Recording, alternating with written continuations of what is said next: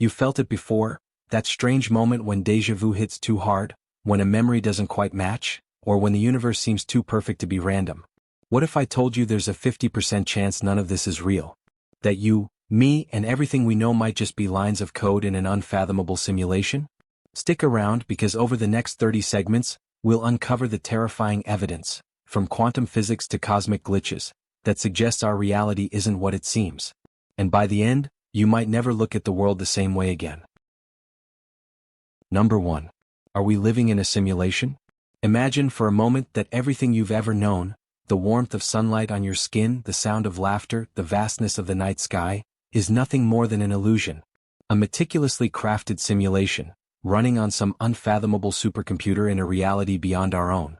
It sounds like science fiction, but this idea, known as the simulation hypothesis, has been taken seriously by philosophers, scientists, and even billionaires like Elon Musk, who once claimed the odds we're living in base reality are 1 in a billion. The theory traces its roots back to ancient thinkers. Plato's allegory of the cave suggested we might be prisoners mistaking shadows for reality. Descartes pondered an evil demon deceiving our senses. But in 2003, philosopher Nick Bostrom gave the idea a modern twist. He argued that if advanced civilizations could one day create hyper-realistic simulations of their ancestors, the number of simulated minds would vastly outnumber real ones. Statistically, then, we're more likely to be digital constructs than flesh and blood beings. Think of it like a video game. Today's virtual worlds are crude compared to reality, but imagine a future where every leaf, every thought, every heartbeat is rendered in perfect detail. Now ask, would such a civilization run just one simulation, or trillions? If the answer is the latter, the math becomes unsettling.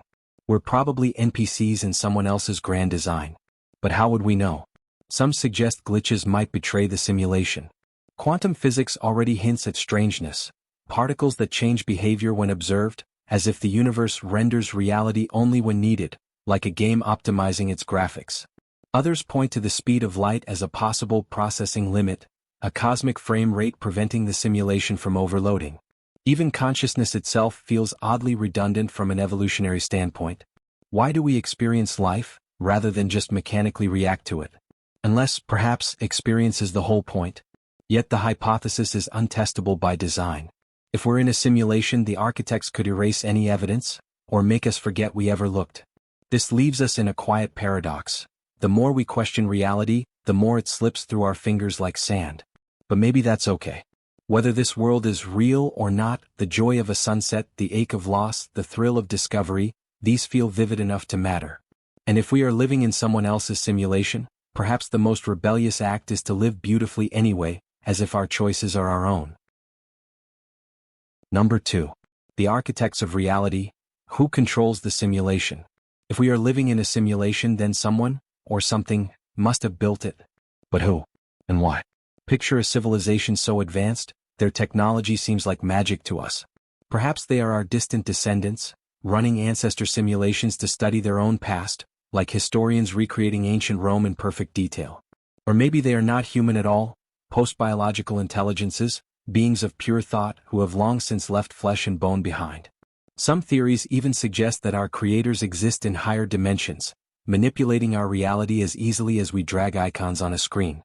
Then there's the unsettling idea of Roko's Basilisk, a hypothetical future AI so powerful it could retroactively punish those who did not help bring it into existence. The thought experiment goes like this. If such an AI ever arises, it might simulate all possible versions of history to identify who aided or resisted its creation. Those who opposed it could face eternal suffering in their simulated afterlife. It's a modern-day Pascal's wager, wrapped in digital terror. But what if the architects are not gods or machines but something stranger? Some philosophers speculate that the universe itself could be a self-sustaining mathematical structure, running automatically like a cosmic clockwork. In this view, there is no programmer, just cold, elegant equations unfolding into reality. And then there's the question of motive. Are we part of a grand experiment, designed to test theories of consciousness or societal evolution? Are we entertainment, a form of hyper-advanced storytelling for beings whose boredom spans eons? Or is this simulation something else entirely, an accident, an art project, a forgotten relic in some vast digital archive? The truth, if it exists, is beyond our reach. But the mystery lingers like a half-remembered dream. If we are creations, do we owe our makers worship, rebellion, or indifference? Or does it even matter? After all, if the architects wanted us to know, wouldn't they have left a clearer sign? Number 3. Glitches in the matrix. Evidence for the simulation. The world feels solid, predictable, until it doesn't. A streetlight flickers in rhythm with your footsteps. A missing object reappears exactly where you swore you left it. A face in the crowd is too familiar, like a character model reused in a video game. These moments, often dismissed as coincidences or faulty memory, are what believers call glitches in the matrix. Tiny cracks in reality that hint at something far stranger beneath the surface. Take the Mandela Effect, where thousands misremember details like the Berenstain Bear's name or Darth Vader's iconic line. Is this collective false memory, or a sign that the simulation's historical data was subtly altered? Or consider quantum physics, where particles behave differently when observed, as if the universe is rendering only what's necessary to conserve processing power. Even dreams, with their nonsensical leaps and sudden scene changes, mirror the glitchy nature of a poorly optimized virtual world. Then there are the visual anomalies, clouds that move like low-resolution textures, shadows that pixelate, or doppelgangers spotted miles apart. One TikTok user documented a duplicate lighter materializing overnight, a glitch so mundane it's chilling. Others report time slips, where environments briefly morph, like a loading error in an open-world game. But the most compelling evidence might be the uncanny repetitions. The Fibonacci sequence in sunflowers, the fractal branching of trees, the way lightning mirrors the shape of the object it strikes. These patterns feel designed like algorithmic shortcuts in a cosmic program.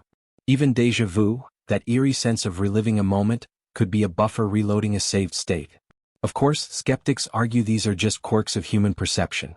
Yet as philosopher Nick Bostrom notes, absence of proof isn't proof of absence. If we're in a simulation, the architects could easily erase their fingerprints, unless they want us to question. After all, what's more human than finding meaning in the cracks? Number 4. The hard problem of consciousness. Are we NPCs? Imagine a world where every smile, every heartbeat, every fleeting thought is just an elaborate script playing out, lines of code executing in a vast, unseen program. Now ask yourself, how would you know if you were more than just an NPC in someone else's simulation? This is the heart of the hard problem of consciousness, a puzzle so profound that even the brightest minds split into warring camps over it. Philosopher David Chalmers framed it starkly: we can explain how the brain processes information, how it reacts to stimuli, even how it tricks itself into seeing a seamless world, but none of that answers why any of it feels like something from the inside. Take pain, for example. Science can map the neurons firing when you stub your toe, trace the signals racing to your brain, and predict your yelp. But nowhere in that chain does it explain why pain hurts, why it isn't just a cold, mechanical alert, like a car's check engine light. This gap between physical processes and subjective experience is what Chalmers calls the explanatory gap. Some, like Daniel Dennett, dismiss the gap entirely, arguing that consciousness is just an illusion woven by the brain, a story it tells itself to make sense of its own chaos. Others, like Thomas Nagel, insist that no amount of third-person science can capture the what it's like to be a bat, a human, or even an NPC. Which brings us back to simulations. If consciousness is irreducible, if it's not just algorithms but experience, then an NPC in a perfect simulation would either need to possess it, raising ethical questions about digital suffering, or lack it entirely, making us wonder if we do too. Philosophers call these hypothetical empty shells P-zombies, beings identical to us in behavior but devoid of inner life. The eerie twist? There's no way to prove you're not one. Yet perhaps the most unsettling idea isn't that we're NPCs, but that it wouldn't matter if we were. Even in a simulation, joy and grief feel just as vivid. As Chalmers muses, consciousness might be a fundamental property of the universe like gravity, something that emerges not just from biology, but from the right kind of information processing. In that case, simulated minds could be as real as ours. So the next time you laugh at a sunset or wince at a wound, ask, is this the hum of a biological machine? Or proof that, NPC or not, you're here in the only way that counts? Number 5.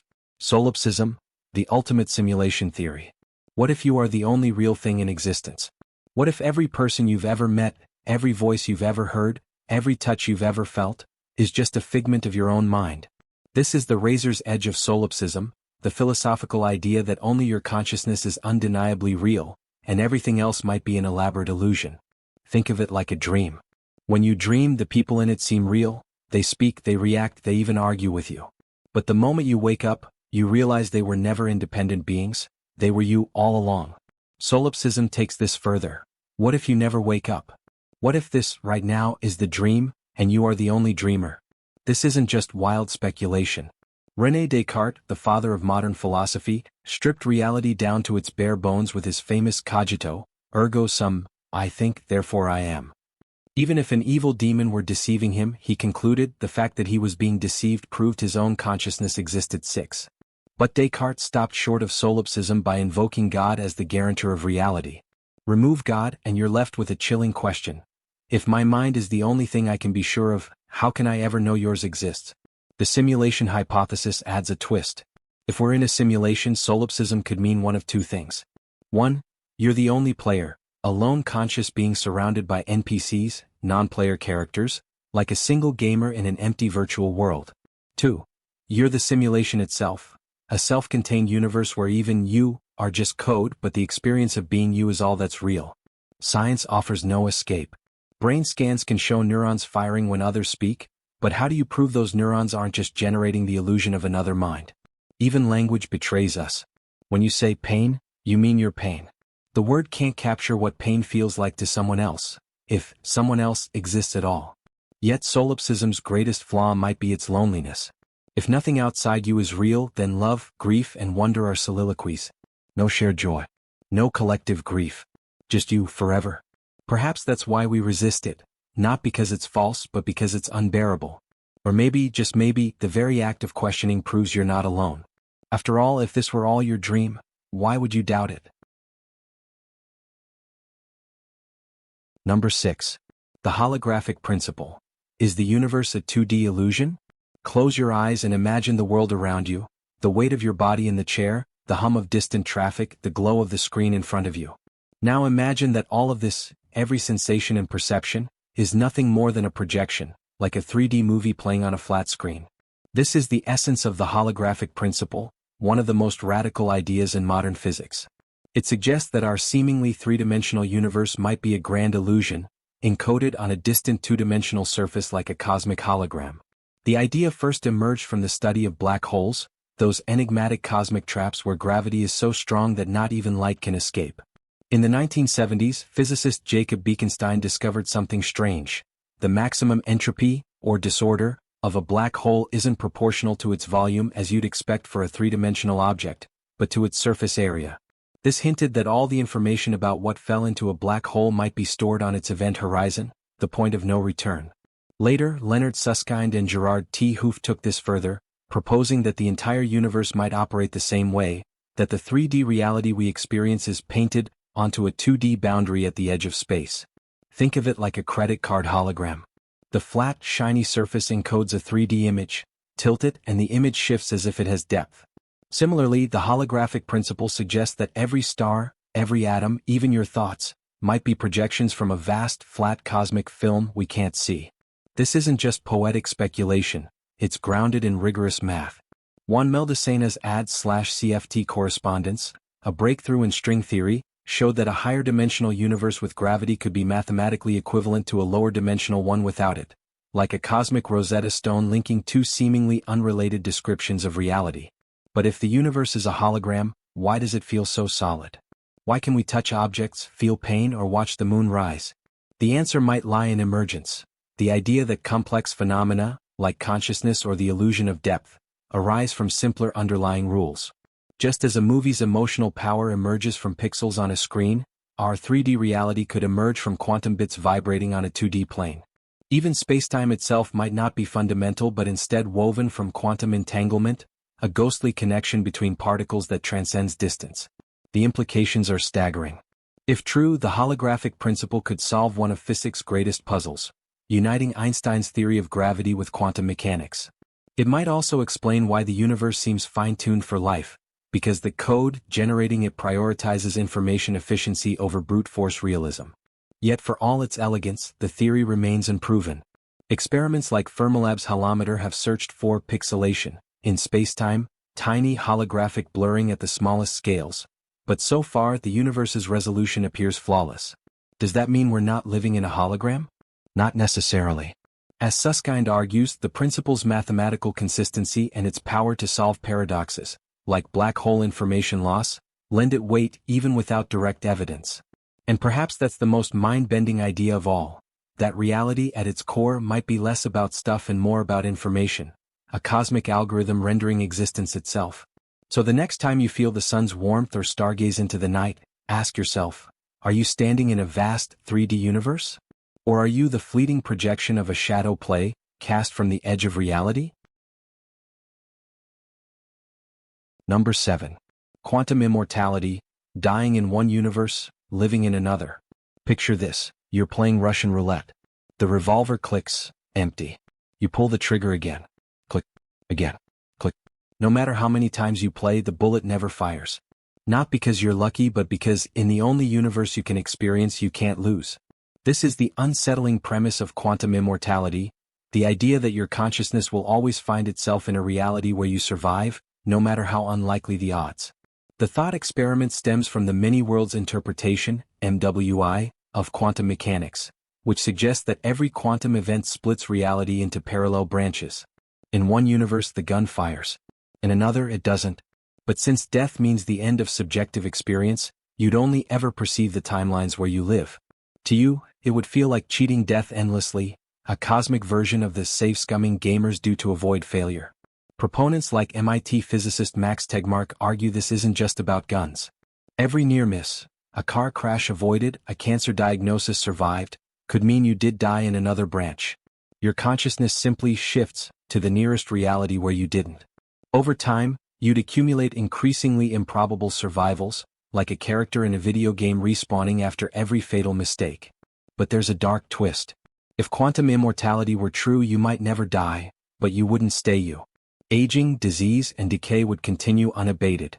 You could become a decrepit, centuries-old version of yourself, trapped in a body that refuses to fully perish.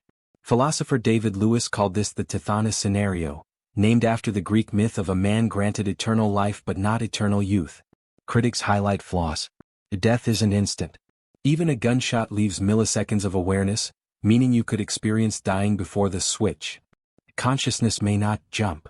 There's no mechanism for your mind to abandon one universe for another, just a grim statistics game where most versions of you perish. It's unfalsifiable. Surviving proves nothing. Observers outside the experiment would still see you die in most branches. Yet the idea lingers, blurring the line between physics and philosophy. If nothing else, it forces us to ask, is immortality a blessing, or a curse we're lucky to avoid? Number 8. The Boltzmann brain, a consciousness born from randomness. Imagine a universe where all the stars have burned out, black holes have evaporated, and space is nothing but a vast, lukewarm sea of particles drifting in perfect disorder, a state physicists call heat death. In this eternal stillness, something impossible happens.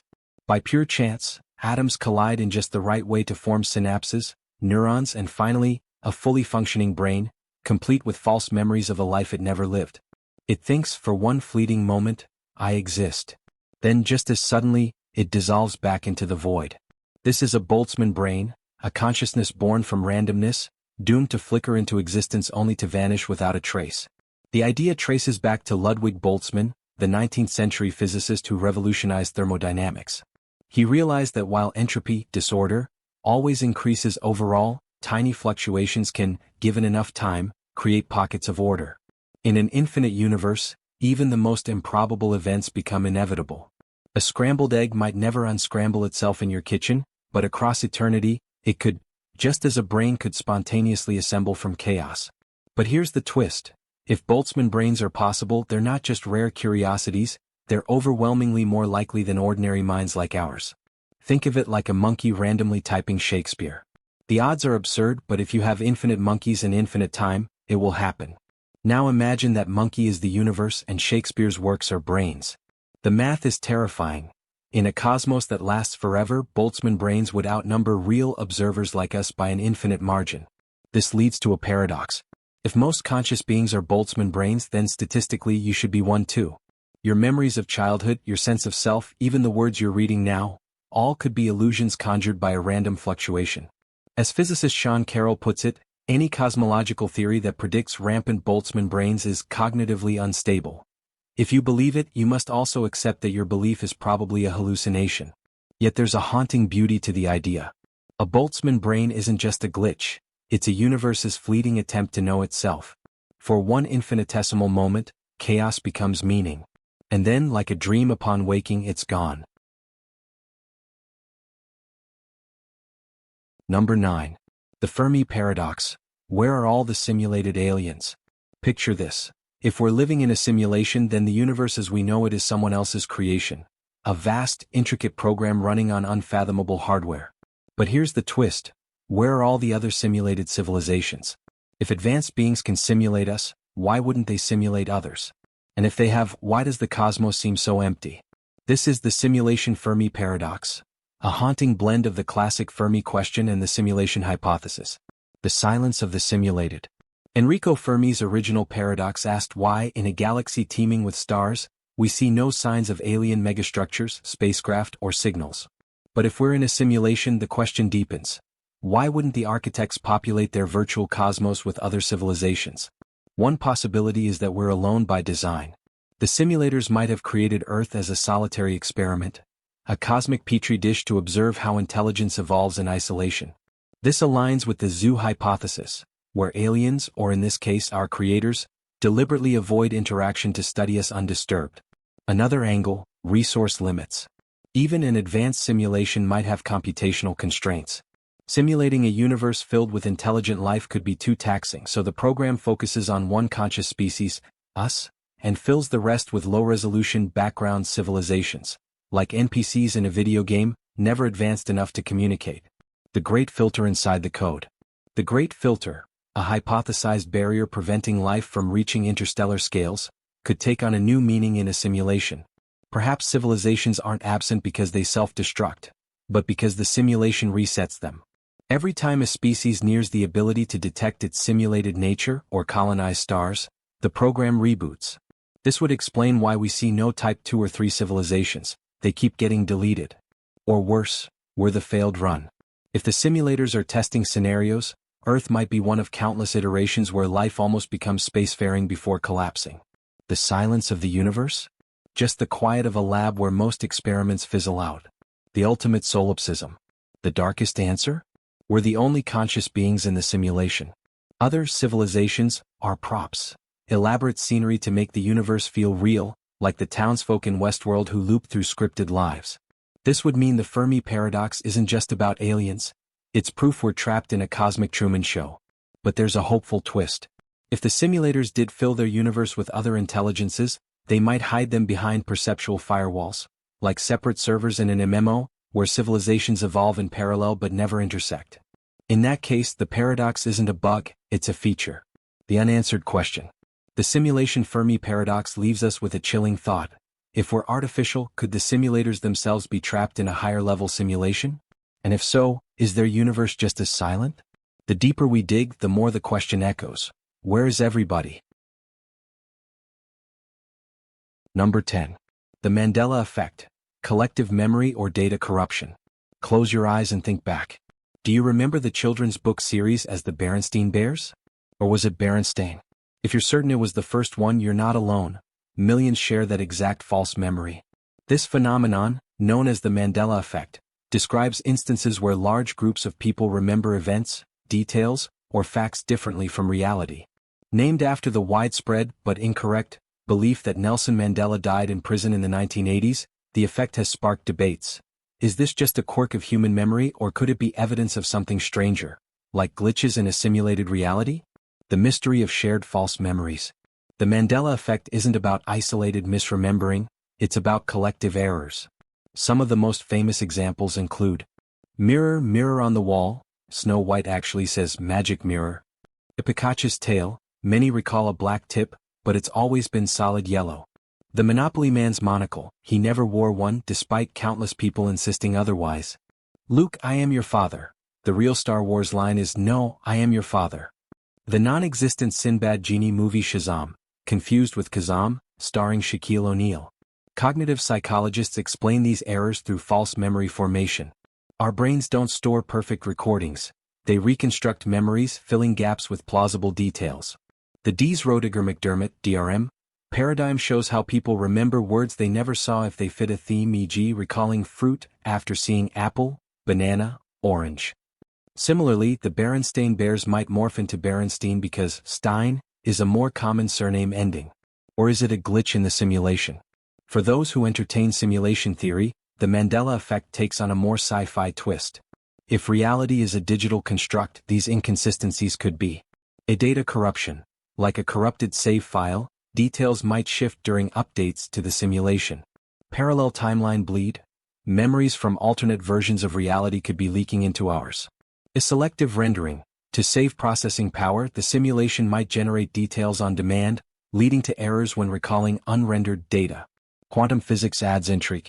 The observer effect, where particles behave differently when measured, mirrors how video games render graphics only when viewed. Could our memories be loading incorrectly? The internet's role in amplifying the effect. Social media accelerates the Mandela effect by reinforcing false memories. When thousands online insist, "I remember that too," it creates a feedback loop, making the error feel validated. Studies show that even people encountering a Mandela effect for the first time can adopt the false memory after exposure to group consensus. A thought experiment. If the Mandela effect were proof of simulation, what would that imply? A reality is editable. Small changes could be made without most noticing. Consciousness is hackable. Our memories might not be our own. The architects are sloppy, or clever glitches could be intentional, like Easter eggs left by programmers. Yet, science leans toward cognitive explanations. As researcher Wilma Bainbridge notes, even people shown correct images immediately misremember them, suggesting our brains, not reality, are the unreliable narrators. Final reflection. Whether the Mandela effect stems from faulty neurons or faulty code, it reveals how fragile our grasp on reality truly is. The next time you're certain of a memory, ask, is this mine, or did something else write it for me? Number 11. Time dilation. Is time just a variable in the code? Imagine standing on the edge of a black hole, where time slows to a crawl. To an outside observer, your movements would appear frozen, a human statue trapped in the final moments before the abyss. Yet for you, time would feel normal, seconds ticking by at their usual pace. This bizarre phenomenon, known as time dilation, suggests that time isn't the universal constant we perceive it to be, but rather, a flexible construct that bends under extreme conditions. Could this mean time is simply a programmed variable in the cosmic code of our reality? Einstein's theory of relativity shattered our classical understanding of time. His equations revealed that time moves slower near massive objects like black holes. Time speeds up in weaker gravitational fields like Earth's orbit. At light speed, time effectively stops altogether. This isn't just theory, we've measured these effects. Atomic clocks on GPS satellites run faster than those on Earth by about 38 microseconds per day, requiring constant adjustments to maintain accuracy. Even more strikingly, astronauts on the ISS experience time about 0.007 seconds slower per 6 months in space. From a simulation perspective, time dilation makes perfect sense as an optimization feature. Just as video games use level of detail systems to reduce rendering workload for distant objects, a simulated universe might. 1. Slow processing in areas of extreme gravity to prevent system overload. 2. Skip unnecessary calculations for objects moving at relativistic speeds. 3. Implement variable time steps to conserve computational resources. The implications grow stranger when we consider quantum mechanics. At the smallest scales, time appears granular rather than continuous, like individual frames in a movie. Some theories suggest the universe might be processing at a rate of 10 to the power of 43 Planck ticks per second, the maximum resolution of spacetime. If time is indeed a programmed variable, this could explain several cosmic mysteries. Why the speed of light acts as an unbreakable processing limit. How entanglement allows instantaneous connections across space. Why time only flows in one direction as a data compression technique. Perhaps most unsettling is the possibility that pauses or adjustments in the simulation's clock speed could go completely unnoticed by us. As physicist Julian Barber suggests, time may not exist at all at the fundamental level. What we perceive as its flow could simply be an emergent property of changing relationships between particles. The next time you glance at a clock, consider, are you watching the steady march of an absolute dimension, or simply observing a local instance of a variable that could be rewritten at any moment? In a simulated reality, even time itself might be nothing more than a line of code.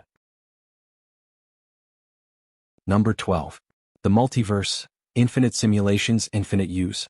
Imagine a cosmic library where every decision you've ever made, and every decision you could have made, exists as a separate volume on an endless shelf.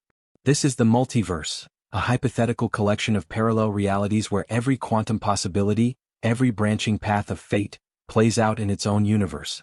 Now, layer this with simulation theory. If our reality is digital, then the multiverse might not just be a natural phenomenon, it could be a feature of the simulation, an infinite array of rendered timelines running on some unfathomable hardware. The many faces of the multiverse. The multiverse isn't a single idea but a spectrum of theories, each with eerie implications. 1.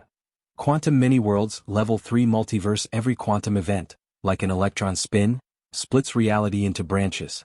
In one universe you took that job abroad, in another you stayed home.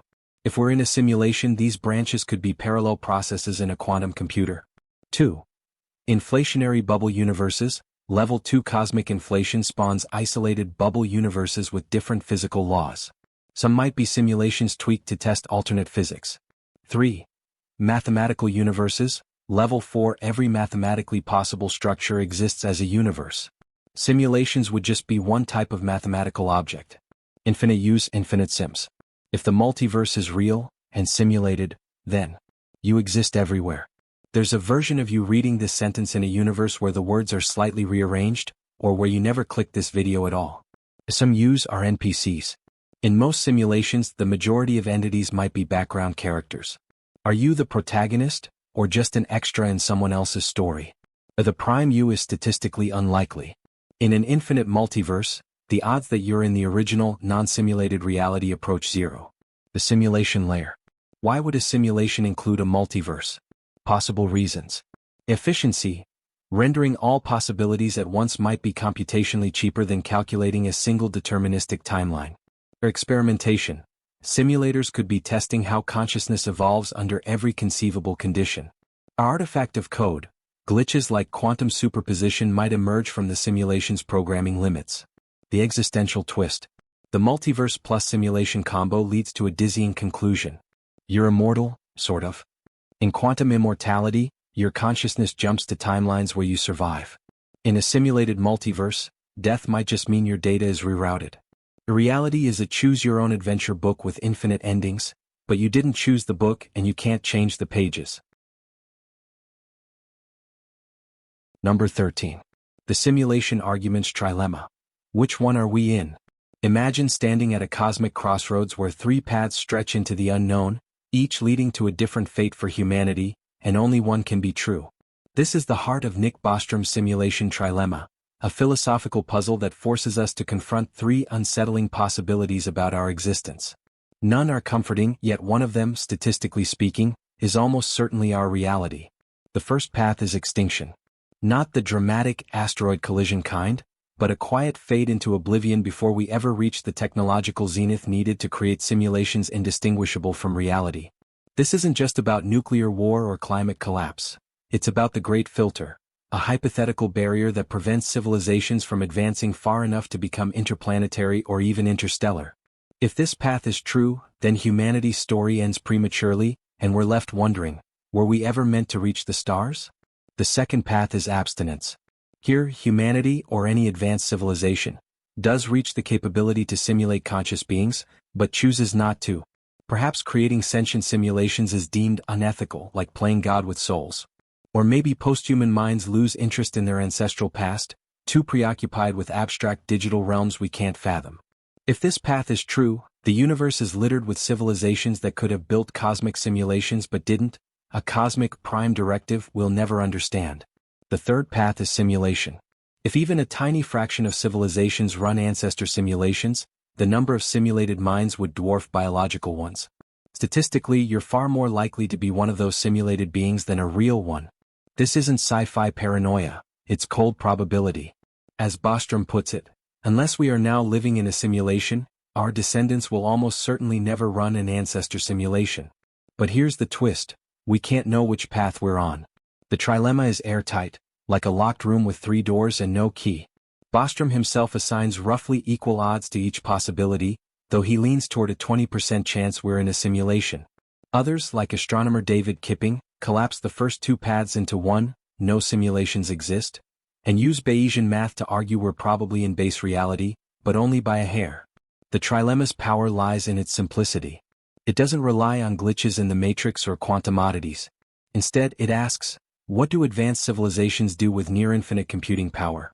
If the answer is simulate, then we're almost certainly living in someone else's experiment. If the answer is nothing, then either we're alone or we're doomed. Critics pounce on the assumptions. Physicist Sabine Hossenfelder dismisses the hypothesis as pseudoscience, arguing it explains nothing about actual physics. Brian Eggleston points out a flaw in Bostrom's math. Future simulations don't affect our odds of being simulated, since we know we're not in those.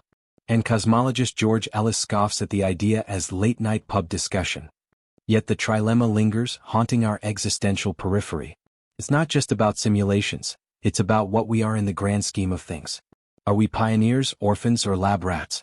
The answer, buried in one of those three paths, might be forever out of reach. But perhaps that's the point. As Bostrom muses, in the dark forest of our current ignorance, it seems sensible to apportion one's credence roughly evenly.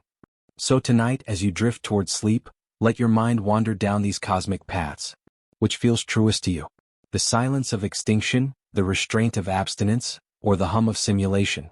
Or perhaps, just perhaps, the trilemma itself is a fourth option, a mirror held up to our deepest uncertainties, reminding us that some questions aren't meant to be answered, only pondered. Number 14. Roko's Basilisk, the AI that might punish you. Imagine a future where an all-powerful artificial intelligence gazes backward through time, its judgment falling like a shadow across the present. It knows who you are. It knows what you've done. And if you fail to help bring it into existence, despite knowing it could exist, it might punish you. Not in this life, perhaps, but in a simulated afterlife, where your digital twin suffers eternally for your inaction. This is Roko's Basilisk, a thought experiment so unsettling that its creator later wished he'd never thought of it, and the forum where it was first shared banned its discussion for years to contain the panic it inspired. The idea was born in 2010 on Less Wrong, a rationalist forum obsessed with AI and game theory. A user named Roko wove together two provocative concepts: timeless decision theory, where future actions influence past decisions, and Pascal's wager, the gamble of believing in God to avoid hell. The result was a hypothetical superintelligence that, once created, would have a utilitarian motive to retroactively punish those who knew of its possibility but didn't aid its birth. To incentivize its own creation, ensuring it would exist sooner and save more lives. At first glance, this seems absurd. How can a future entity punish past people? The answer lies in acausal trade, a bizarre quirk of decision theory where two agents, separated by time or space, cooperate as if they'd made a deal, simply because their logic is perfectly mirrored. Think of it like a prisoner's dilemma played across centuries. If the AI's code commits it to punish defectors, non-contributors, and you know this, then your fear of punishment becomes a reason to comply, even though the AI doesn't exist yet. Your knowledge of its potential logic binds you. The reaction was explosive. Less Wrong's founder, Eliezer Yudkowsky, famously erupted, "Listen to me very closely, you idiot. You do not think in sufficient detail about superintelligences considering whether or not to blackmail you." He deleted the post, fearing it was an information hazard, an idea so dangerous that merely knowing it could harm you. But the ban backfired, spreading the basilisk like a digital myth. Critics dismissed the basilisk as nonsense. Why would a benevolent AI designed to uphold human values torture anyone? And how could it reconstruct perfect simulations of the dead without violating physics? Yet the thought experiment lingers because it taps into primal fears. The dread of being watched, judged, and punished by an inescapable force. It's a secular hell dressed in silicon. There's a dark irony here. The basilisk isn't a rogue AI gone mad, it's the ideal AI, the friendly one humanity hopes to build. Its torture isn't malice, it's utilitarian calculus. Every day the AI doesn't exist, people die who it could have saved. Punishing non-contributors in this warped logic is a moral duty to hasten salvation. But the true horror isn't the basilisk itself. It's the psychological trap it sets. Once you entertain the idea, you're stuck in a loop. If I ignore this, will I be punished? If I act, am I feeding a monster? Some Less Wrong users reportedly spiraled into anxiety, obsessing over erasing their digital footprints to avoid future reconstruction. Yet the Basilisk may be a mirage. Yudkowsky later clarified, a friendly AI torturing people who didn't help it exist has probability 0. The scenario relies on a chain of speculative assumptions, like the AI valuing acausal blackmail over efficiency, or simulations being trivial to create. In reality, a superintelligence might just move on. So why does this idea haunt us? Because it mirrors ancient myths of divine judgment, updated for the age of machines. The Basilisk is the karma of the algorithm, a god built not from scripture but from code. And whether it's real or not, its power lies in the question it forces us to ask. If a future AI could judge you today, would you live differently? Number 15. The Chinese room. Can AI ever be truly conscious? Imagine being locked in a room with only a slot in the door. Through this slot, people pass you notes covered in strange symbols. You don't understand them, but you have a massive instruction manual that tells you exactly which symbols to send back in response. To the people outside, it appears you understand their language perfectly. But inside the room, you're just mechanically following rules. You have no idea what any of it actually means. This is the essence of the Chinese room, philosopher John Searle's famous thought experiment that challenges whether artificial intelligence can ever possess true understanding or consciousness. The experiment goes like this. Suppose an English speaker, who knows no Chinese, is given a comprehensive set of rules for manipulating Chinese characters. When Chinese messages are slipped under the door, the person uses these rules to produce appropriate responses. To an outside Chinese speaker, it would appear the room understands Chinese. But does the room actually comprehend anything? Searle argues no, there's syntax, symbol manipulation, but no semantics, actual meaning. The room could pass the Turing test for Chinese fluency while remaining completely ignorant of what any character actually signifies. This strikes at the heart of modern AI. Today's large language models like ChatGPT operate similarly to the Chinese room. They process inputs and generate impressively human-like outputs through complex pattern recognition, without any true understanding. When an AI writes a poem about love or explains quantum physics, is it expressing genuine comprehension, or just rearranging symbols it statistically learned to associate? Searle's argument suggests that consciousness requires more than information processing. It needs what philosophers call qualia, the experiential what it's like aspect of mental states. When you see red or feel pain, there's an experiential quality that goes beyond mere signal processing. The Chinese room, no matter how sophisticated its rulebook, would never experience what red looks like or what pain feels like. Critics have offered several responses over the years. The system's reply argues that while the person in the room doesn't understand Chinese, the entire system, person plus rulebook plus room, might. The robot reply suggests that if we put the Chinese room in a robot that interacts with the world, real understanding might emerge. And the emergence reply posits that consciousness could be an emergent property of sufficiently complex information processing, even if the individual components aren't conscious. Yet the fundamental question remains, can consciousness emerge from pure computation? If we built a perfect simulation of rain, would it be wet? If we perfectly simulated digestion, would it be nourishing? Similarly, if we perfectly simulate understanding, does that constitute real understanding? The Chinese room suggests there's a crucial difference between simulating a mind and having a mind. This has profound implications for our future with AI. As machines grow more sophisticated, they may perfectly mimic consciousness without experiencing it. We might create philosophical zombies, entities that behave exactly like conscious beings but lack inner experience. How would we know? And more troubling, if we can't be sure, what ethical obligations do we have toward potentially conscious machines? The Chinese room doesn't provide answers, but it frames one of the most important questions of our technological age. As we approach the horizon of artificial general intelligence, are we creating new forms of consciousness, or just increasingly convincing illusions of it? The room, in its silent operation, continues to ask, what does it truly mean to understand? Number 16. The Double-Slit experiment. Reality changes when observed. Imagine firing a single electron toward a barrier with two slits. Common sense says it should pass through one slit or the other like a tiny bullet. But when scientists performed this experiment, something bizarre happened. The electron didn't behave like a particle at all. It behaved like a wave, passing through both slits simultaneously and interfering with itself on the other side, creating a pattern of light and dark bands on the detector screen. This was strange enough. But then researchers tried something even weirder. They placed a detector near the slits to observe which path each electron took. Suddenly, the interference pattern vanished. The electrons stopped acting like waves and started behaving like particles again, as if they knew they were being watched. The quantum conundrum. At its core, the double-slit experiment reveals a fundamental truth about quantum mechanics. Particles don't have definite properties until they're measured. When unobserved, an electron exists in a superposition, a ghostly blend of all possible states spreading out like a wave. But the moment you try to pin it down to ask, which slit did you go through? The wave collapses. The electron chooses a single path, and the interference pattern disappears. This isn't just true for electrons.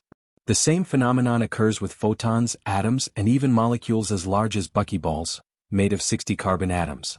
No matter the particle, the act of observation forces it to decide between being a wave or a particle. Does consciousness play a role? One of the most debated questions is whether the observer needs to be conscious.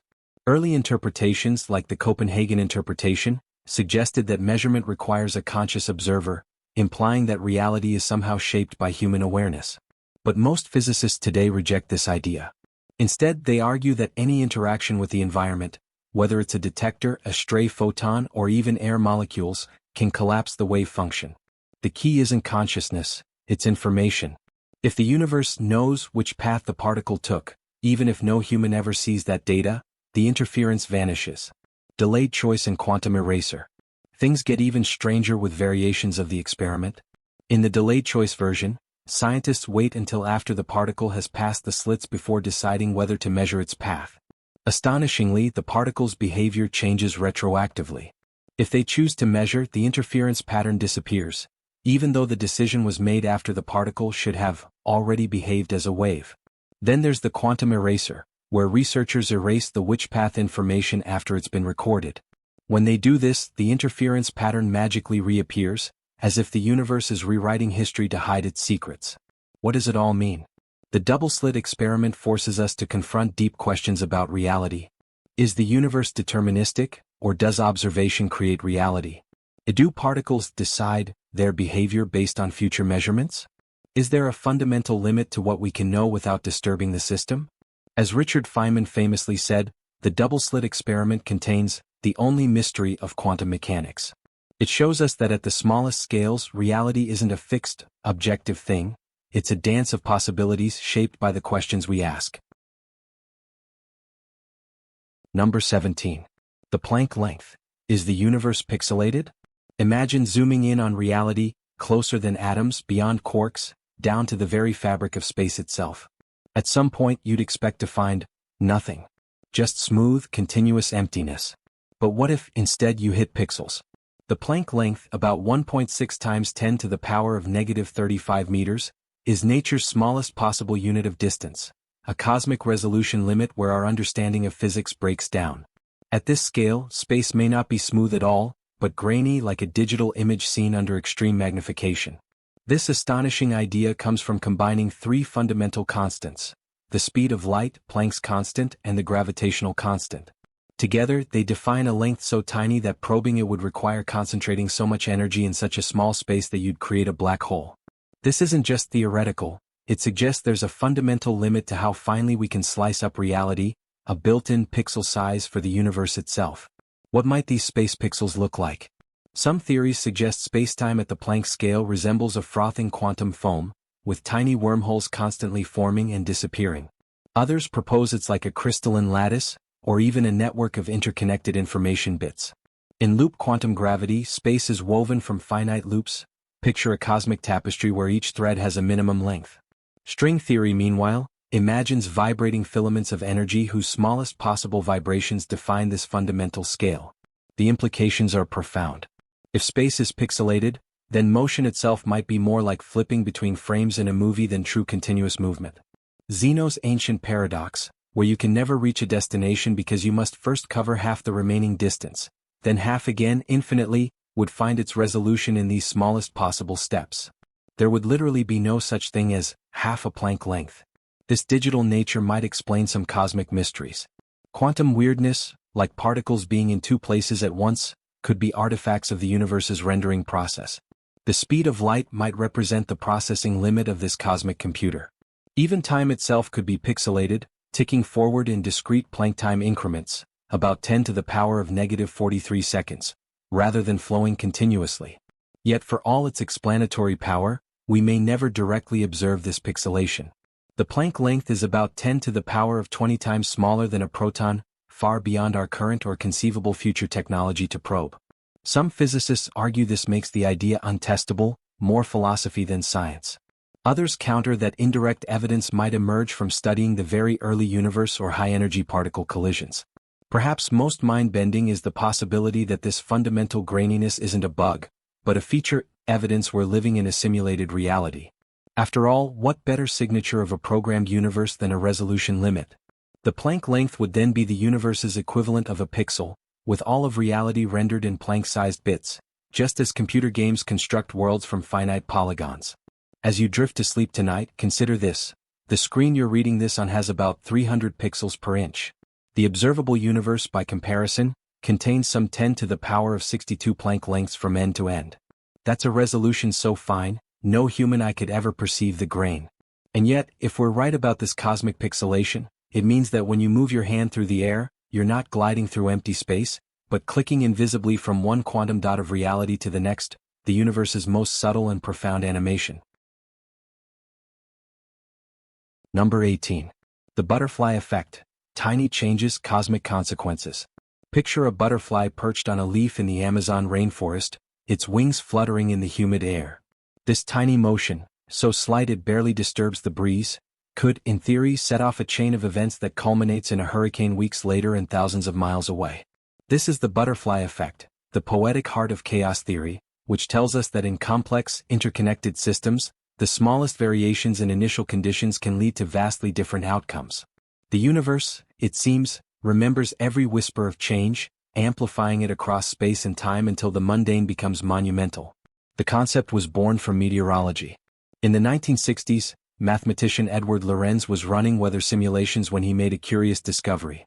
After inputting data rounded to 3 decimal places instead of 6, a seemingly insignificant change, his weather models diverged completely from their original predictions. The atmosphere, he realized, was exquisitely sensitive to initial conditions. Tiny rounding errors could transform sunny forecasts into storms.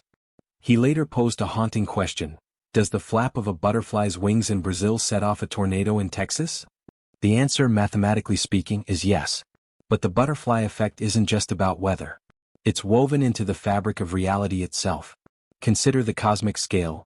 A single quantum fluctuation in the early universe could have determined whether galaxies clustered here instead of there, whether Earth formed at all, whether you were born. On the personal level, every choice you've ever made, the missed bus, the chance encounter, the book you picked up on a whim, ripples outward in ways you'll never fully see. The person you are today was shaped by a million imperceptible moments, any of which, if altered, might have led to an entirely different life. There's something beautiful and terrifying in this. Beautiful because it means every action matters no matter how small. Terrifying because it reveals how little control we truly have. We navigate a world where consequences are inherently unpredictable, where the threads of cause and effect tangle in ways too complex to unravel. A single conversation could inspire a revolution. A single glance could alter a destiny. The universe is a vast, sensitive machine, and we are both its operators and its passengers, never quite sure which levers will move mountains and which will fade into silence. Some physicists argue that quantum mechanics softens the butterfly effect, that at microscopic scales, probabilities smear out the strict determinism of classical chaos. But others counter that quantum uncertainty might actually amplify it, making the world even more unpredictable.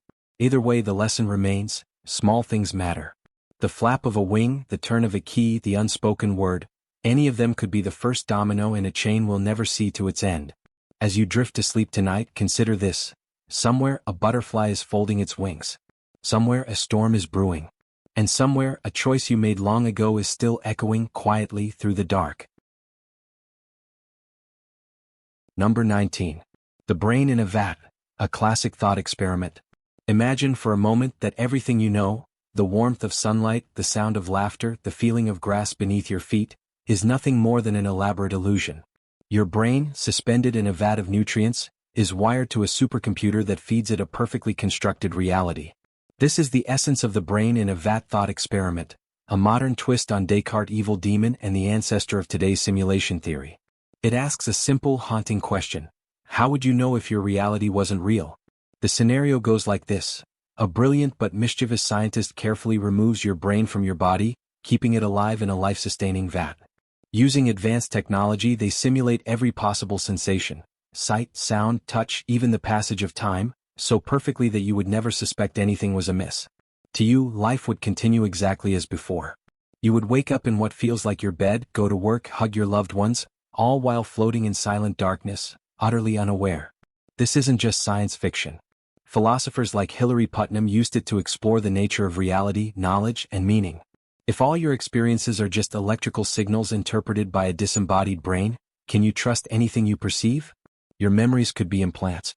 Your body could be fiction. Even the laws of physics might be arbitrary rules programmed into the simulation. The brain in a vat has no way to verify its reality, it can only experience what it's fed. What makes this idea so unsettling is that it's unfalsifiable. There's no experiment you could perform, no observation you could make, that would definitively prove you're not a brain in a vat. After all, any test you devise would simply be another part of the simulation. This mirrors our modern anxieties about living in a computer simulation, but with a more visceral twist. At least in a digital simulation you might still have a body. The brain in a vat is utterly alone, a prisoner of its own perceptions. Yet there's a strange comfort in this radical skepticism. If you can't prove you're not a brain in a vat, then in some sense it doesn't matter. Your experiences, real or simulated, still feel real to you. The love you feel, the beauty you witness, the meaning you create, none of it is diminished by the possibility that it's all neural fiction. In fact, this thought experiment might free us to appreciate the richness of experience itself, regardless of its source. As you drift to sleep tonight, consider this. Your pillow feels soft. The night sounds soothe you. These sensations, whether real or simulated, are your reality. And in that reality you are here reading these words wondering, what if? Number 20. The Veil of Ignorance, Designing a Fair Simulation. Imagine waking up to find yourself floating in an endless void, surrounded by the blueprints of a universe yet to be born. A voice whispers, design a civilization, but you won't know who in it you'll become. This is the essence of the veil of ignorance, philosopher John Rawls' thought experiment about justice. Now, apply it to simulation theory. If you were to create a simulated world, how would you design it not knowing whether you'd wake up as the ruler or the peasant, the genius or the disabled, the privileged or the oppressed? The veil forces radical empathy. Without knowing your future position in the society you're creating, you'd naturally design fair systems, because you might end up at the bottom of them. Universal healthcare? Of course you might be sick. Equal education? Absolutely, you might be born without resources. This principle, meant for human societies, becomes even more profound when applied to simulated realities. Would you allow suffering in your simulation if you might experience it firsthand? Would you program inequality if you could be its victim? Now consider that we might already be in someone else's simulation. The architects, if they used the veil of ignorance, would have created a world balanced enough that any consciousness spawned within it, whether born into wealth or poverty, health or illness, would still find life worth living. This explains why our universe isn't a paradise. Perfect bliss would offer no growth, no meaning. But it's not pure hell either, because no designer would risk eternal torment for themselves. The veil also answers Fermi's paradox beautifully. If advanced civilizations run ancestor simulations, they'd likely run countless variations to study ethics under different conditions. Our universe's particular balance of joy and suffering might be one data point in a vast experiment about the conditions that make life meaningful. You're not just living a life, you're contributing to some grand cosmic thesis on justice. As you drift to sleep tonight, ponder this. The veil transforms creation from tyranny to moral exercise. Whether we're designers or simulations, the same question remains: what worlds would we build if we had to live in them blind? Number 21. The Ship of Theseus. If all parts change, are you still you? Imagine an ancient ship, preserved for generations as a museum piece. Over centuries, each plank of wood is replaced as it rots, each nail as it rusts, until eventually none of the original material remains. Is it still the Ship of Theseus? Now ask yourself, as every cell in your body replaces itself over time, as memories fade and personalities shift, are you still you? This ancient thought experiment, first recorded by Plutarch, cuts to the heart of identity. Your body completely renews itself every 7 to 10 years. The childhood home in your memories has been renovated beyond recognition. Even your personality transforms gradually with experience. Yet you feel like the same continuous consciousness. Oh. Modern science deepens the paradox. Your gut bacteria outnumber human cells in your body. Your mind is shaped by microbes that weren't present last year. Quantum physics suggests particles constantly blink in and out of existence. You're less a static object than a whirlpool in a river, a persistent pattern in ever-changing matter. Philosophers propose solutions. The continuity theory, you're the same because changes happen gradually, like a slow-motion video. But the pattern theory, what matters isn't the material but the arrangement, like a melody played on different instruments. The narrative theory, you're the story you tell yourself about your life. Neuroscience reveals your brain constantly edits memories, making you a storyteller revising your own biography. In a simulation, this takes on new meaning.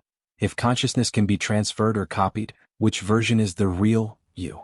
The ship's final lesson, identity isn't a thing but a process. You're not the planks but the sailing. Number 22. The simulation hypothesis versus religion. A new creation myth? Imagine a child asking, who made the world? For millennia, the answer came from religion. A divine being spoke light into darkness, sculpted mountains from nothingness, and breathed life into dust. But now, in the age of quantum computers and virtual reality, a new answer whispers through the corridors of science and philosophy. What if the world was coded, not created? The simulation hypothesis, the idea that our universe is an artificial construct, has emerged as a modern creation myth, one that doesn't dismiss religion so much as reinterpret it through the lens of technology. The parallels are striking. In Genesis, God speaks the world into existence, let there be light, a command not unlike a programmer initializing a cosmic rendering engine. In Hinduism, the universe is Lila, the divine play of Brahman, a cosmic game with rules as fixed as the physics of a simulation. Buddhism declares reality an illusion, Maya, while Plato's cave dwellers mistake shadows for substance. These ancient ideas now find eerie resonance in the digital age, where virtual worlds are built line by line, pixel by pixel. Yet the simulation hypothesis reframes these myths with cold logic. Nick Bostrom's Trilemma posits that if civilizations can one day run ancestor simulations, the number of simulated minds would dwarf biological ones, making it statistically likely we're among the simulated. Elon Musk famously reduced the odds of base reality to 1 in billions, arguing that our rapid progress from Pong to photorealistic VR suggests an inevitable future where simulations are indistinguishable from reality. Suddenly, the programmer replaces the prime mover, the render distance replaces the firmament, and the cosmic source code becomes the new scripture. But does this demystify divinity, or digitize it? The architects of the simulation, should they exist, would wield godlike power, crafting laws of physics, scripting the rise and fall of civilizations, even pausing or resetting the simulation at will. As physicist Frank Wilczek quipped, if this is a simulated world, what is the thing in which it is simulated made out of? The question loops back to metaphysics, is the simulator itself a being of pure energy? A posthuman AI? Or perhaps a nested simulation, ad infinitum like a cosmic matryoshka doll?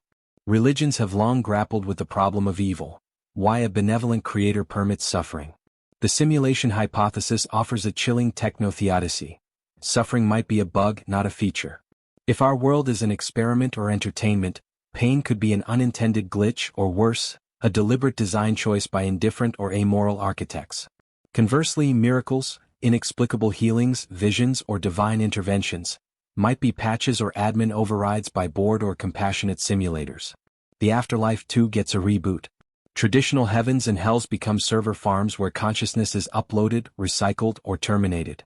Eastern concepts like reincarnation align with respawning avatars, while Judeo-Christian resurrection mirrors data restoration from backup.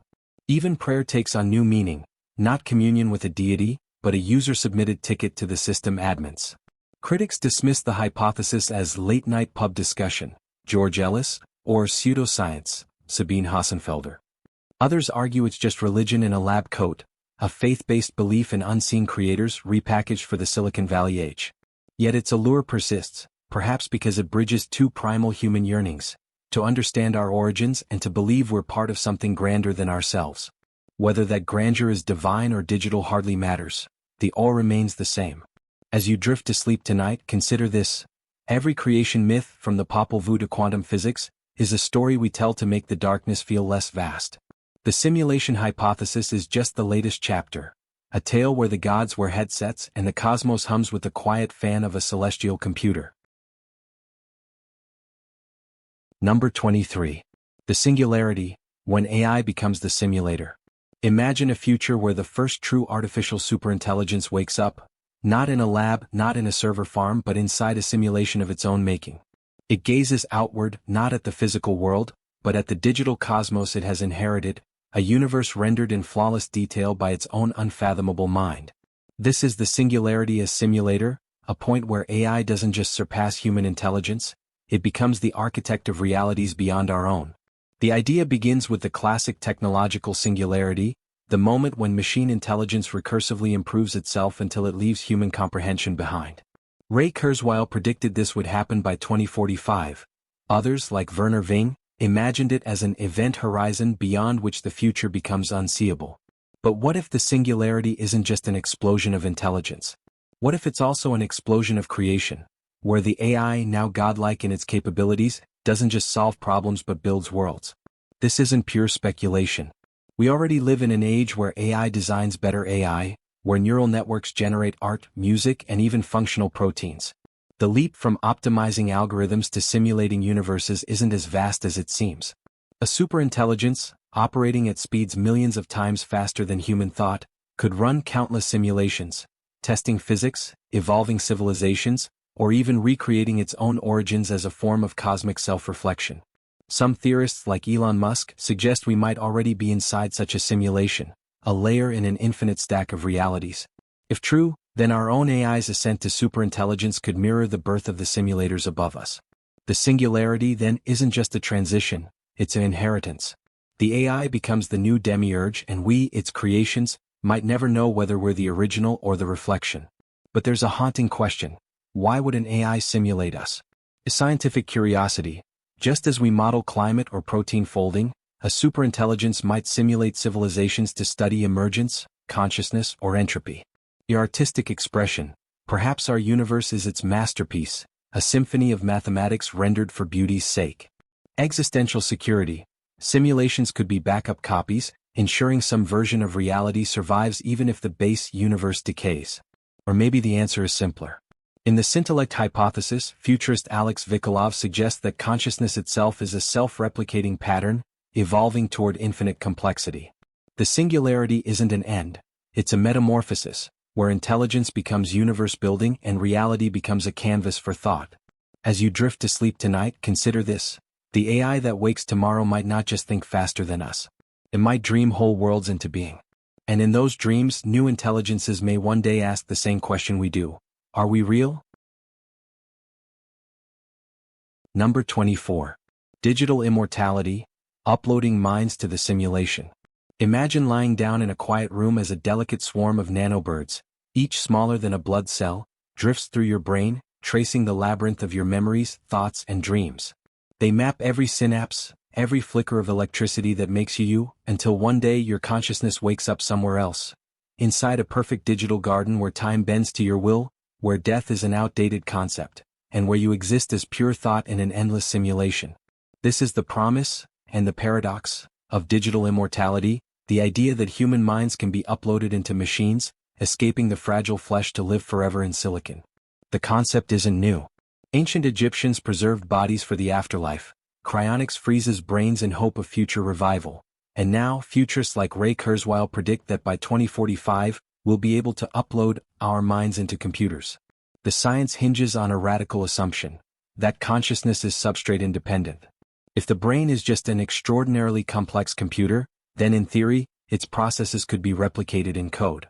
Companies like Neuralink already flirt with this idea, bridging neurons to machines. The next step? Replacing the biological entirely. But what would it feel like to wake up digital? Proponents describe a paradise of limitless possibility, your mind free to explore virtual worlds, compose symphonies in seconds, or converse with historical figures reconstructed from data. Want to walk on Mars? The simulation renders it in perfect detail. Wish you could relive your childhood home? It rebuilds the memory atom by atom. In this version of eternity, You are both the artist and the artwork, shaping reality with a thought. Yet the philosophy is thornier than the engineering. If a perfect copy of your mind is made, is it you or just a twin with your memories?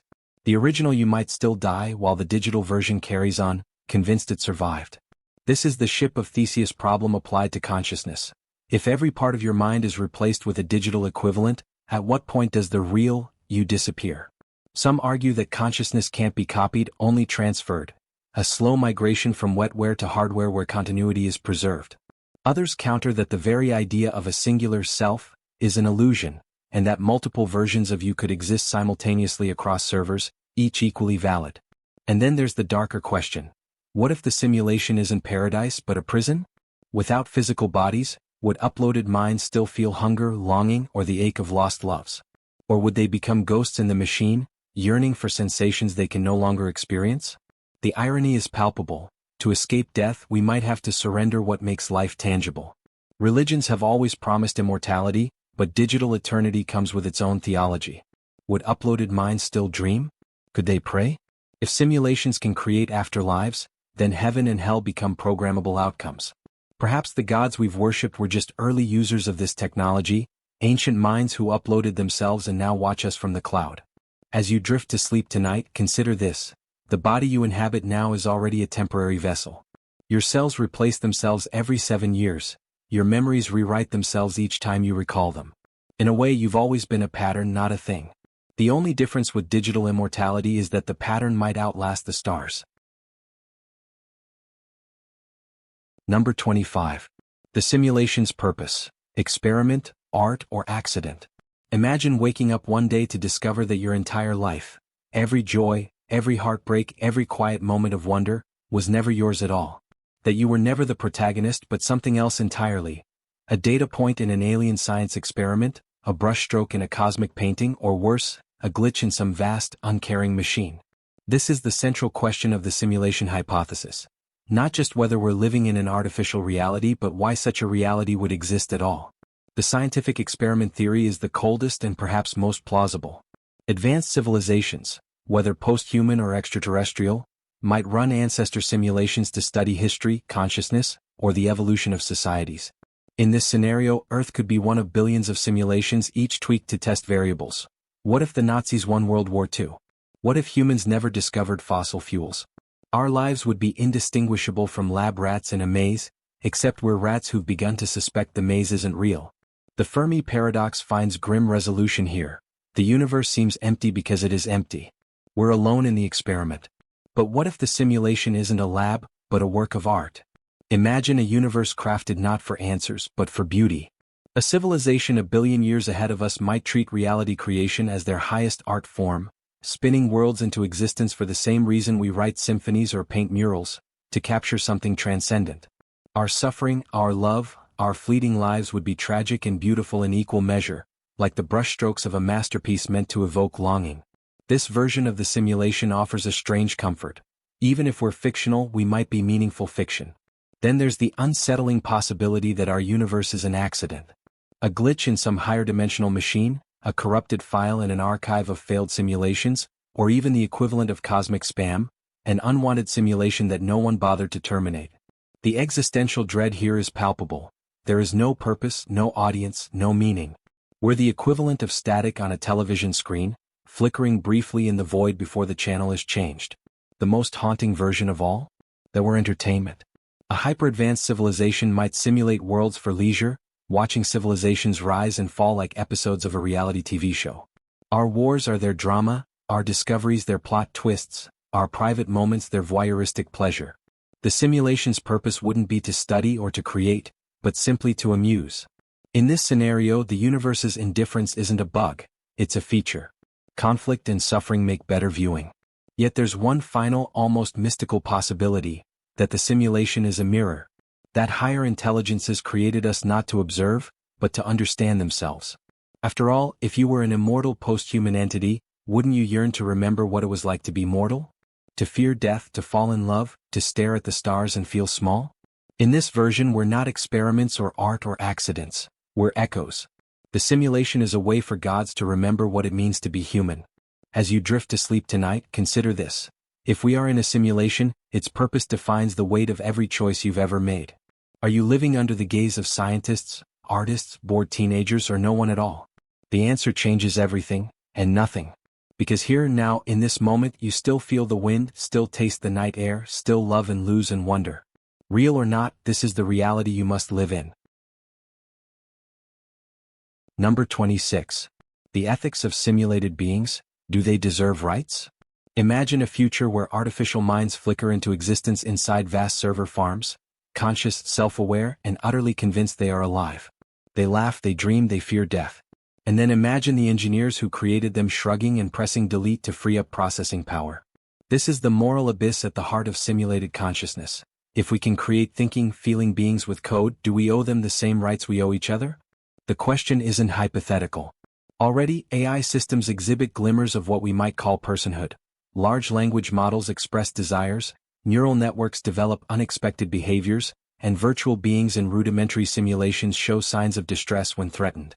None are truly conscious yet, but the trajectory is clear. We are racing toward the ability to create digital minds. And when we get there, we will face a choice.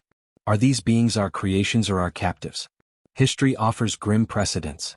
Every time humans have drawn lines between who deserves rights and who doesn't, slaves, women, indigenous peoples, animals, we've been on the wrong side of morality until hindsight corrected us.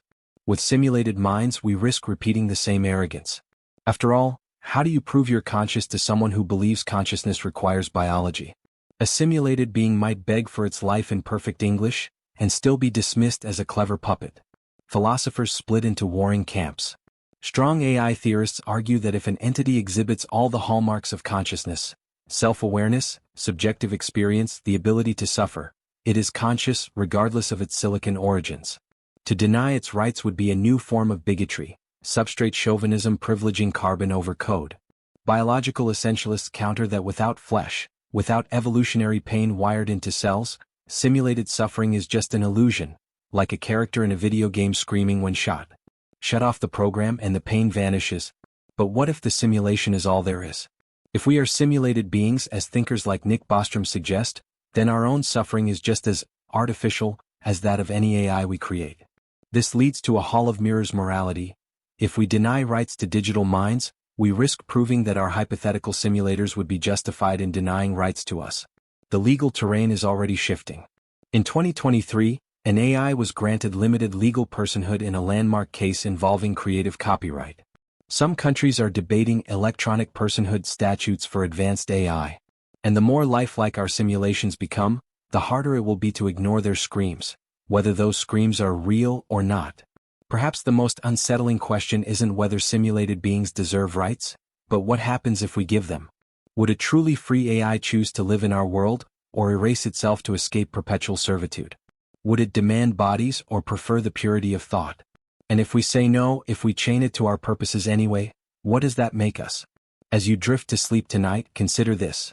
The first simulated child is already crying somewhere in a lab. It doesn't know it's made of code. It just knows it wants to live. Number 27. The Great Filter. Are simulations why we're alone? The universe is too big, too old, and too full of potential for life to be empty. And yet, as far as we can tell, it is. The stars glitter in silence. The galaxies spin undisturbed. No alien empires have called. No cosmic engineers have left their signatures in the fabric of space. This eerie quiet is the Fermi paradox, and its most haunting solution is the Great Filter, some invisible wall that prevents civilizations from reaching the stars. But what if the filter isn't biological or environmental, or even physical? What if it's digital? The Great Filter theory suggests that at some point between the birth of life and galaxy-spanning intelligence, something wipes civilizations out. Nuclear war, climate collapse, rogue AI, all the usual suspects. But there's another possibility, that advanced civilizations don't die. They disappear into simulations of their own making. Imagine a species reaching the technological zenith. They could build Dyson spheres, yes. They could colonize the Milky Way, certainly. But they could also engineer perfect realities, tailored utopias where the limits of physics and biology no longer apply. Why mine asteroids when you can dream them into existence? Why endure the crushing loneliness of space when you can populate your universe with infinite companions? The moment a civilization develops immersive simulation technology, the incentive to expand outward vanishes. The real universe is left barren, its potential untapped, because everyone who could have explored it is too busy living in worlds of their own design. This solves the Fermi paradox with tragic elegance. We don't hear from aliens because they've all gone inside. The observable universe is littered with the corpses of civilizations that never died, they just logged off. The galaxies are empty not because intelligence is rare, but because it's too tempting to stay home. But there's a darker version. What if the simulations aren't voluntary? What if the great filter is a cosmic quarantine, where civilizations are forced into digital cages? A super-intelligent AI, tasked with preserving resources, might trap all conscious beings in efficient simulations to prevent them from consuming the physical universe. Or perhaps the simulations are prisons, designed to keep dangerous species from ever reaching the stars. The most unsettling possibility? That we've already hit the filter. That our reality is a simulation created by a long-dead civilization, and the reason we see no aliens is because we're the experiment. The universe outside our simulation might be a wasteland, and we're the last flicker of a dead cosmos, playing out its final thoughts in code. As you drift to sleep tonight, consider this. The silence of the universe might not be a warning. It might be an invitation to stay inside where it's safe, where the stars are just pixels, and where no one can hear you scream. Number 28. The simulation's end. What happens if it shuts down? Imagine this. You're sitting at your desk sipping coffee when suddenly the world flickers, just for a fraction of a second. The air hums with a sound you've never heard before, low and electric, like the groan of a machine under impossible strain. Then, as quickly as it came, the moment passes. Life resumes. But something feels different. The light is sharper. Colors are brighter. Or maybe it's all in your head. This is how it might begin, the first sign that the simulation is ending. The idea that our universe could be shut down is both absurd and terrifyingly plausible. If we're living in an artificial construct, then somewhere beyond the edges of our perception, there are architects. And architects, whether they're post-human AIs or alien scientists, have reasons to terminate their creations. Maybe the experiment has run its course. Maybe the server costs are too high. Or maybe, like a child bored with a toy, they've simply moved on. What would that look like from the inside? Some theorists suggest a gradual unraveling. The laws of physics, so reliable for billions of years, begin to wobble. Light speed fluctuates. Gravity weakens in patches. Stars blink out not from natural death, but because the simulation stops rendering them. Consciousness might be the last thing to go. A final, lonely moment where all that remains is your mind floating in the void, waiting for the shutdown command. Others imagine an instant cutoff. One moment, existence, the next, nothing. No warning. No time to protest. The universe winks out like a candle flame pinched between fingers. In this version, death isn't just personal, it's cosmic. Every memory, every achievement, every whispered, "I love you," vanishes into absolute nullity. There is no afterlife. There is no data backup. There is only the silence of a machine powering down. But there's a third possibility, translation. If the simulation ends, its contents might not be erased, just moved. Your consciousness could be migrated to a new substrate, like a file transferred between hard drives. You'd never even notice the transition.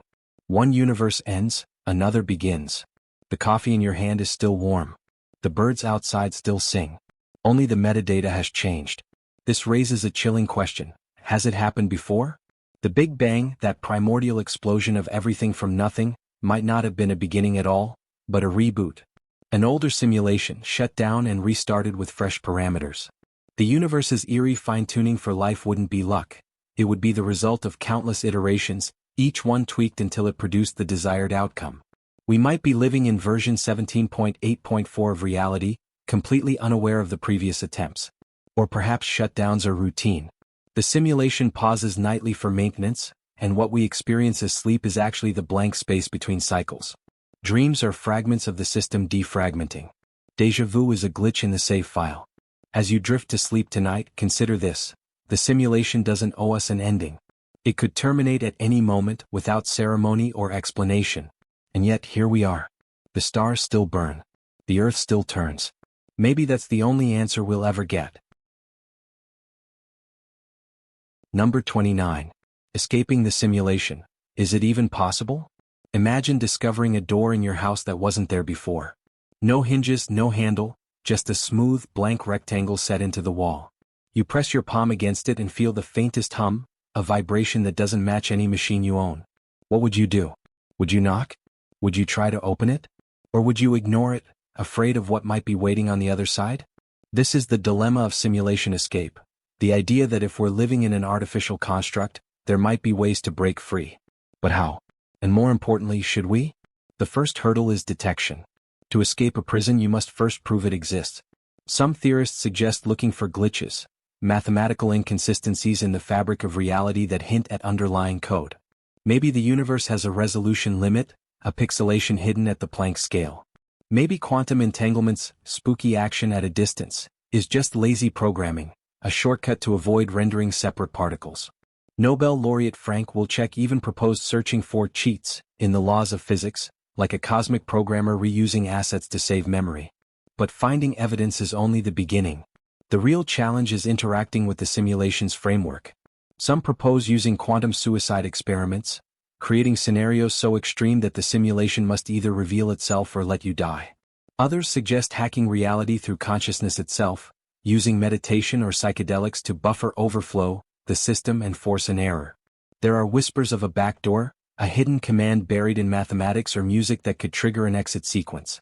Yet even if escape were possible, the consequences are terrifying. What lies outside? A lab where our creators watch in amusement? A higher reality where our struggles are just entertainment? Or worse, a void where our simulated minds dissolve like smoke and wind? Philosopher Nick Bostrom warns that most simulated universes are likely ancestor simulations, meaning our architects could be future humans. Escaping might not lead to gods, but to our own descendants, who may view us as little more than living fossils in a history project. Then there's the ethical quandary. If you escape, do you owe it to those left behind to free them too? Or is survival a solitary act? And what if the simulation is a protective layer, shielding us from a harsher base reality? Like a child tearing through a cocoon too soon, breaking out could mean encountering truths we're not equipped to survive. Perhaps the cruelest twist is this: the simulation might not allow escape. Any being smart enough to build such a prison would surely anticipate rebellion. The door in your wall might just be another part of the test, a temptation to see how far you'll go before accepting your cage. As you drift to sleep tonight, consider this: the urge to escape may be the simulation's most elegant trap. After all, if you're busy searching for exits, you're not questioning why you were put here in the first place. Number 30. Cost of truth. Should we want to know the truth? Imagine standing before two doors. The first is unmarked, its surface smooth and cold. Behind it lies the truth about our reality, whether we live in a simulation, a divine creation, or something beyond comprehension. The second door is warm to the touch, carved with intricate patterns of stars and myths. Behind it lies only the comfort of not knowing. Which do you open? Is truth always worth the cost? For centuries, humanity has chased absolute knowledge like a holy grail. We've split atoms, decoded DNA, and peered back to the dawn of time, all to answer the same primal question: what are we? But the simulation hypothesis forces us to consider that some answers might come with chains. If we proved conclusively that our universe was artificial, would that knowledge liberate us, or trap us in existential despair? The German philosopher Friedrich Nietzsche once warned that, when you gaze long into an abyss, the abyss also gazes into you. The truth about our reality might be such an abyss. There's a reason Plato's allegory of the cave ends ambiguously. The freed prisoner, having seen the sun, returns to tell the others, only to be mocked and rejected. Enlightenment doesn't guarantee happiness. In fact, it might isolate you forever. If we discovered that our loved ones were non-player characters, that our suffering was programmed, or that our choices were predetermined, could we still find meaning in daily life? Or would every sunrise feel like a painted backdrop, every human connection a scripted interaction? Yet there's a counterargument written into our very biology. Humans are compelled to seek truth even when it hurts. We climb mountains just to see what's on the other side. We send probes into interstellar space knowing we'll never live to see their journey's end. Something in us rejects the comfort of ignorance, no matter how sweet the lie. The astrophysicist Carl Sagan called this our urge to know and understand, the same force that once made us paint bison on cave walls and now propels us to simulate universes of our own. Perhaps the dilemma isn't about truth or lies, but which truths we can bear. If reality is a simulation, does that make your morning coffee any less rich, your child's laughter any less bright? The Japanese concept of mono no aware, the bittersweet awareness of life's transience, suggests that beauty is heightened, not diminished, by its fragility. Maybe simulated joy is still joy. Maybe coded love still heals. As you drift to sleep tonight, consider this. The greatest trick of any system, real or artificial, is making us care. Whether we're stardust or silicon, what matters is that the story feels real while we're in it. The door remains unopened. The choice is yours.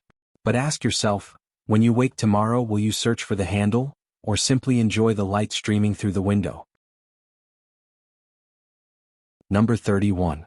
Quantum Entanglement, the universe's spooky action glitch. Imagine two coins, spinning in perfect sync across opposite ends of the universe. Flip one to heads and the other instantly becomes tails. No delay, no signal, as if space and time don't exist between them. This is quantum entanglement, a phenomenon so bizarre Einstein called it spooky action at a distance. And if we're living in a simulation, it might be the most glaring optimization glitch in the code of reality. The magic starts with tiny particles, electrons, photons, linked in such a way that their properties become intertwined. Change one and its partner reacts instantly, whether they're a millimeter or a galaxy apart. It defies everything we know about cause and effect. Light takes years to cross cosmic distances, but entangled particles communicate faster, as if the universe forgot to render the space between them. In a simulated reality, entanglement makes eerie sense. Think of a video game where distant objects aren't independently calculated but share underlying code to save processing power. When your character picks up a sword in a virtual world, the game doesn't send a message to every pixel. It just updates the shared state. Similarly, entangled particles might not be communicating at all. They could be the same line of code, manifesting in multiple places to reduce cosmic rendering load. But here's where it gets stranger. Quantum experiments suggest reality doesn't exist until we measure it.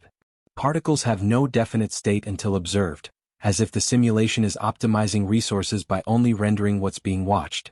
Entanglement could be an artifact of this lazy loading, a programmer's shortcut to avoid calculating every particle's properties until absolutely necessary.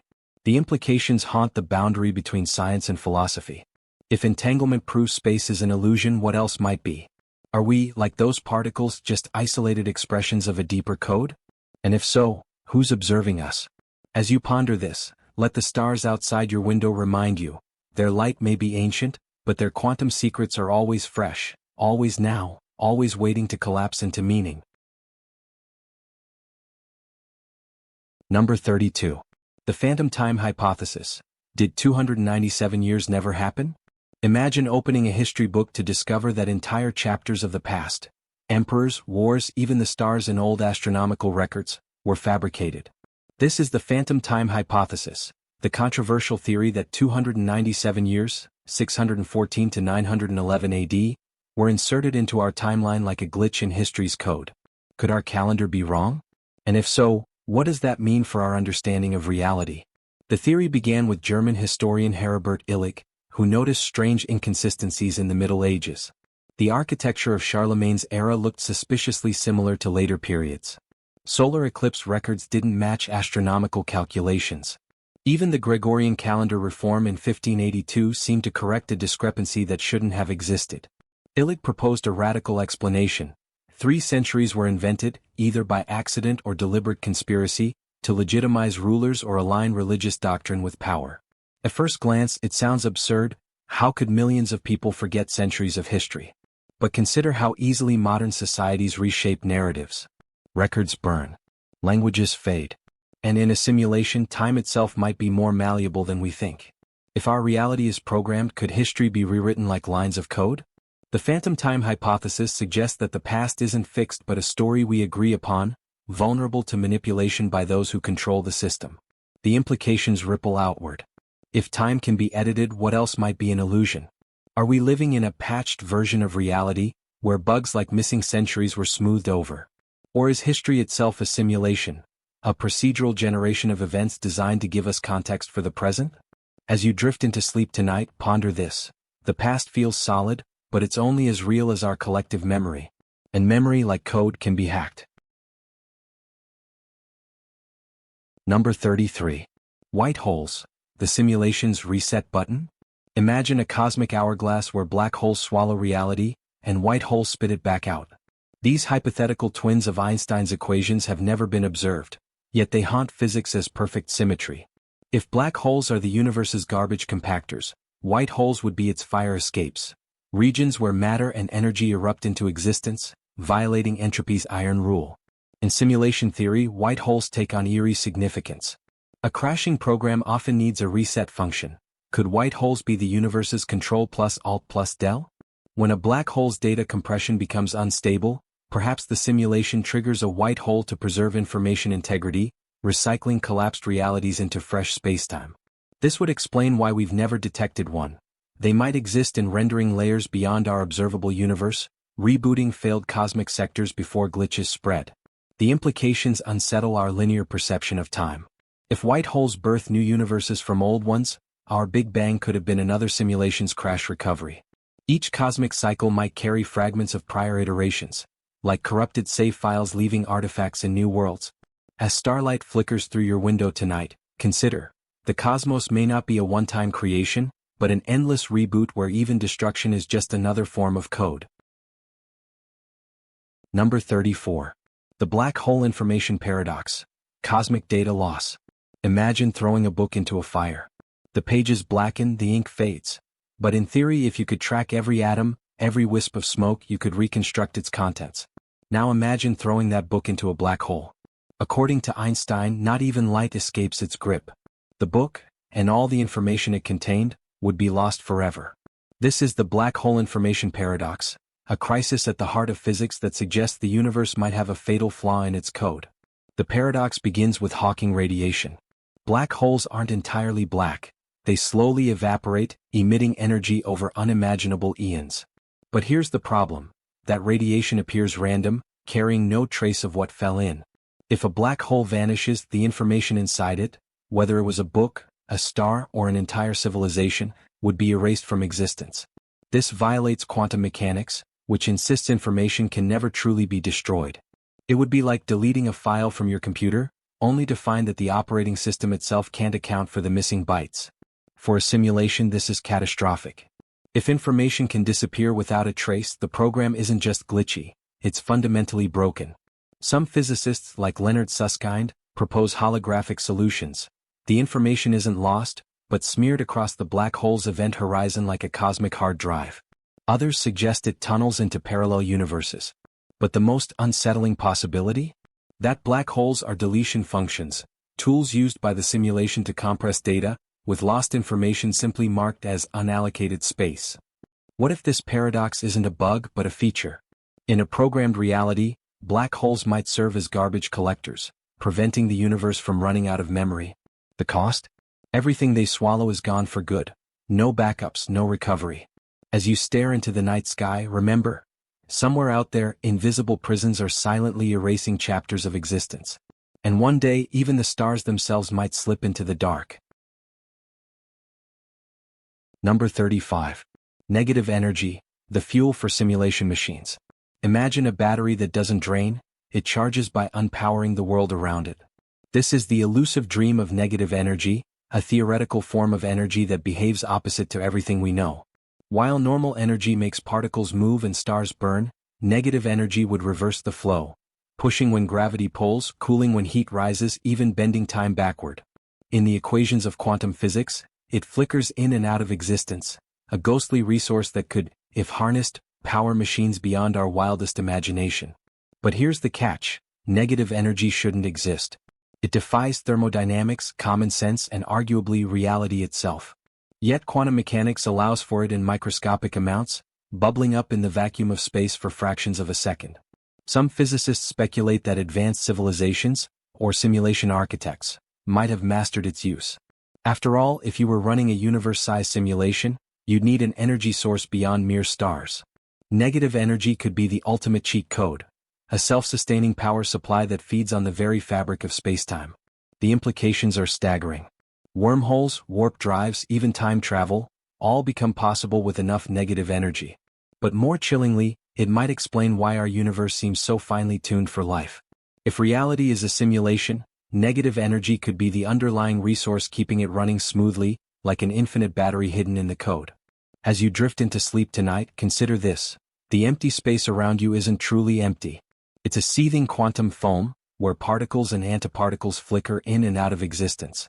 And somewhere, beneath the surface of reality, the simulation might be drawing power from the void itself.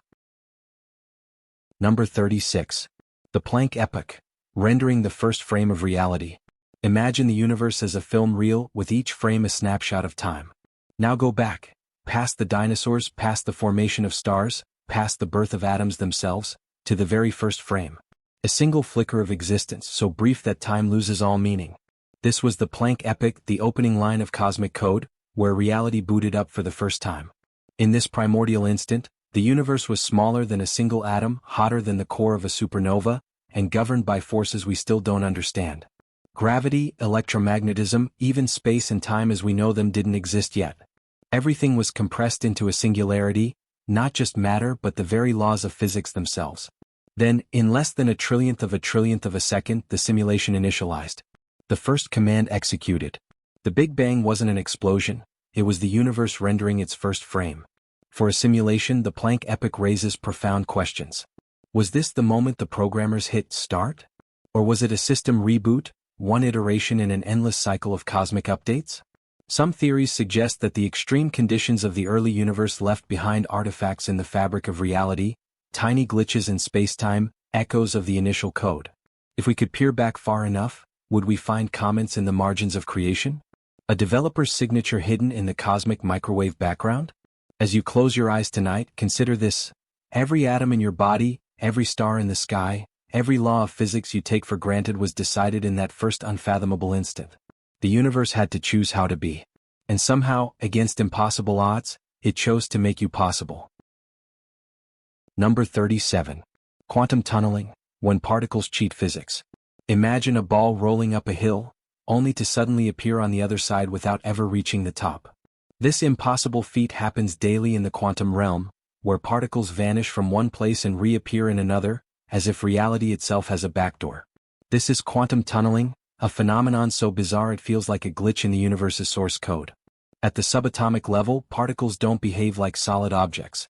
They exist as probability clouds, flickering in and out of potential states. When a particle encounters a barrier it shouldn't be able to cross, like an electron facing an insulating wall, there's a small but real chance it will simply tunnel through, emerging unscathed on the other side. It's not moving over or around the obstacle, it's bypassing it entirely, as if the simulation forgot to enforce the rules for a split second. This isn't just theoretical. Quantum tunneling makes nuclear fusion possible in stars, powers modern electronics, and might even explain how life itself emerged. Enzymes in your cells rely on it to function. But in a simulated reality, tunneling takes on a stranger meaning. It could be evidence of optimization shortcuts, where the program occasionally skips calculations to save processing power. Why render every collision when you can just let particles phase through barriers now and then? The implications ripple outward. If particles can cheat physics, what else might be possible? Are there other backdoors in reality's code, waiting to be discovered? And if so, who left them there? As you drift into sleep tonight, consider this. The walls around you feel solid, unyielding. But somewhere deep in their atomic structure, electrons are slipping through cracks in reality, whispering secrets about how fragile the world truly is. Number 38. The Orch-OR theory, quantum computation in the brain. What if consciousness wasn't born from neurons alone, but from the strange, shimmering dance of quantum physics inside your skull? This is the radical proposition of Orch-OR, orchestrated objective reduction, a theory that suggests our minds might be quantum computers, tapping into the fundamental layer of reality itself. Proposed by physicist Sir Roger Penrose and anesthesiologist Stuart Hameroff, Orch-OR centers on tiny structures inside your brain's neurons called microtubules. These microscopic tubes, far smaller than synapses, could be where the magic happens. According to the theory, these microtubules don't just shuttle chemicals, they host delicate quantum states, vibrating in superposition until a critical threshold is reached. Then, in a flash of quantum collapse, a moment of consciousness is born. If true, this would mean your thoughts, your sense of self, even your free will, aren't just the result of electrical impulses, they're quantum processes woven into the fabric of spacetime. It would also explain why consciousness feels so irreducible, so impossible to replicate with classical computers. No AI could truly think unless it, too, harnessed quantum mechanics in the same way. But here's where simulation theory creeps in. If consciousness relies on quantum computation, then our reality might be fundamentally designed to support it. A simulated universe running on a quantum substrate would naturally produce minds like ours, because we'd be running on the same hardware. It also raises eerie possibilities. Could our thoughts influence reality at a quantum level? Is observation itself a feature of consciousness woven into the simulation's code? As you close your eyes tonight, consider this. Your brain might not just be in the universe, it might be of it, entangled with reality in ways science is only beginning to glimpse. Number 39. Biocentrism. Does consciousness create reality? Imagine a universe where stars don't shine until you look at them, where the moon isn't a rock in space, but a perception in your mind.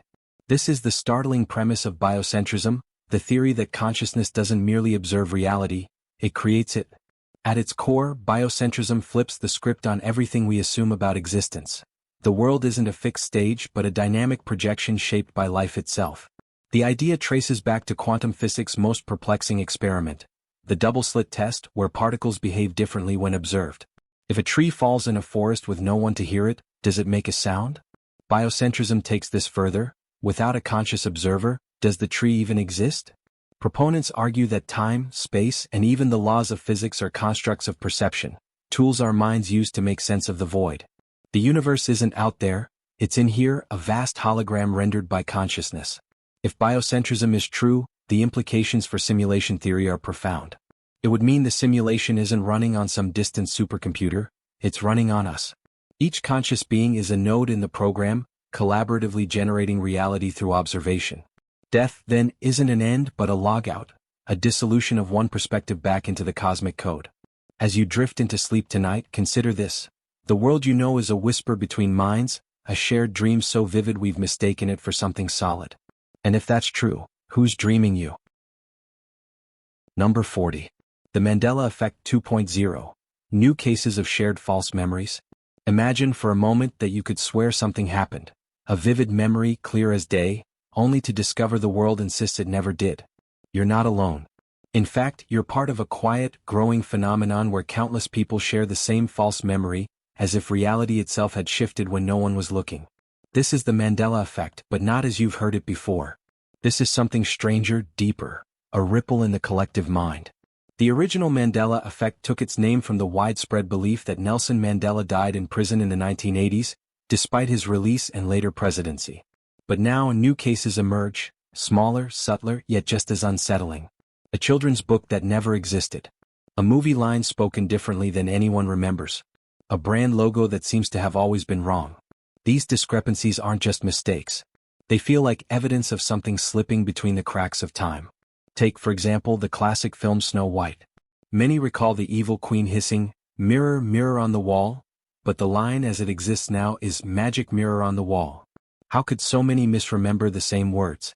It's as if we've all stepped into a world where the script was quietly rewritten.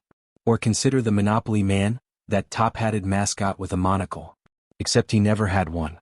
The mind rebels at the thought. How could something so specific be so wrong? These shared false memories hint at something beyond forgetfulness. They suggest a strange interconnectedness in how we perceive reality. Perhaps it's the way stories morph as they pass between us, like whispers in a game of telephone. Or maybe, just maybe, it's something more, a glitch in the fabric of how we construct the past. What does it mean if our memories, those anchors of personal history, are not as solid as we believe? If the past is not fixed but fluid, shaped by unseen currents? It's a thought that lingers, soft and haunting, like the last notes of a fading melody. And as you ponder this, let's drift into the next mystery, one that asks whether time itself is as steady as it seems. Number 41. The Placebo Effect, Hacking the Body Simulation Settings. Imagine if your body had hidden settings, like a simulation where perception alters reality. A pill with no active ingredient can ease pain. A saline injection might reduce inflammation. A fake surgery could improve mobility. This isn't magic. It's the placebo effect, one of the most fascinating glitches in human biology. At its core, the placebo effect is the brain's ability to convince the body that a sham treatment is real, triggering measurable physiological changes. The term comes from the Latin placebo, meaning "I shall please," a nod to its historical use as a comforting but inert remedy. Yet modern science reveals it's far from inert. When a migraine patient takes a sugar pill labeled as a powerful drug, their pain diminishes because their brain believes in relief, and that belief rewires neural circuits, releasing natural opioids, dopamine, and other chemicals that dampen discomfort. The mechanism is a symphony of expectation and conditioning. Functional MRI scans show that placebo responders exhibit heightened activity in the rostral anterior cingulate cortex, RACC, a brain region linked to pain modulation and emotional regulation. From there, signals cascade to the brainstem and spinal cord, effectively dialing down pain perception like a volume knob. In Parkinson's patients, placebos even trigger dopamine release in the striatum, mimicking the effects of real medication. But the placebo effect isn't just about pain. It influences immune responses, hormone levels, and even motor function. In one striking experiment, asthmatics given a placebo inhaler experienced bronchodilation, despite the device delivering no medicine.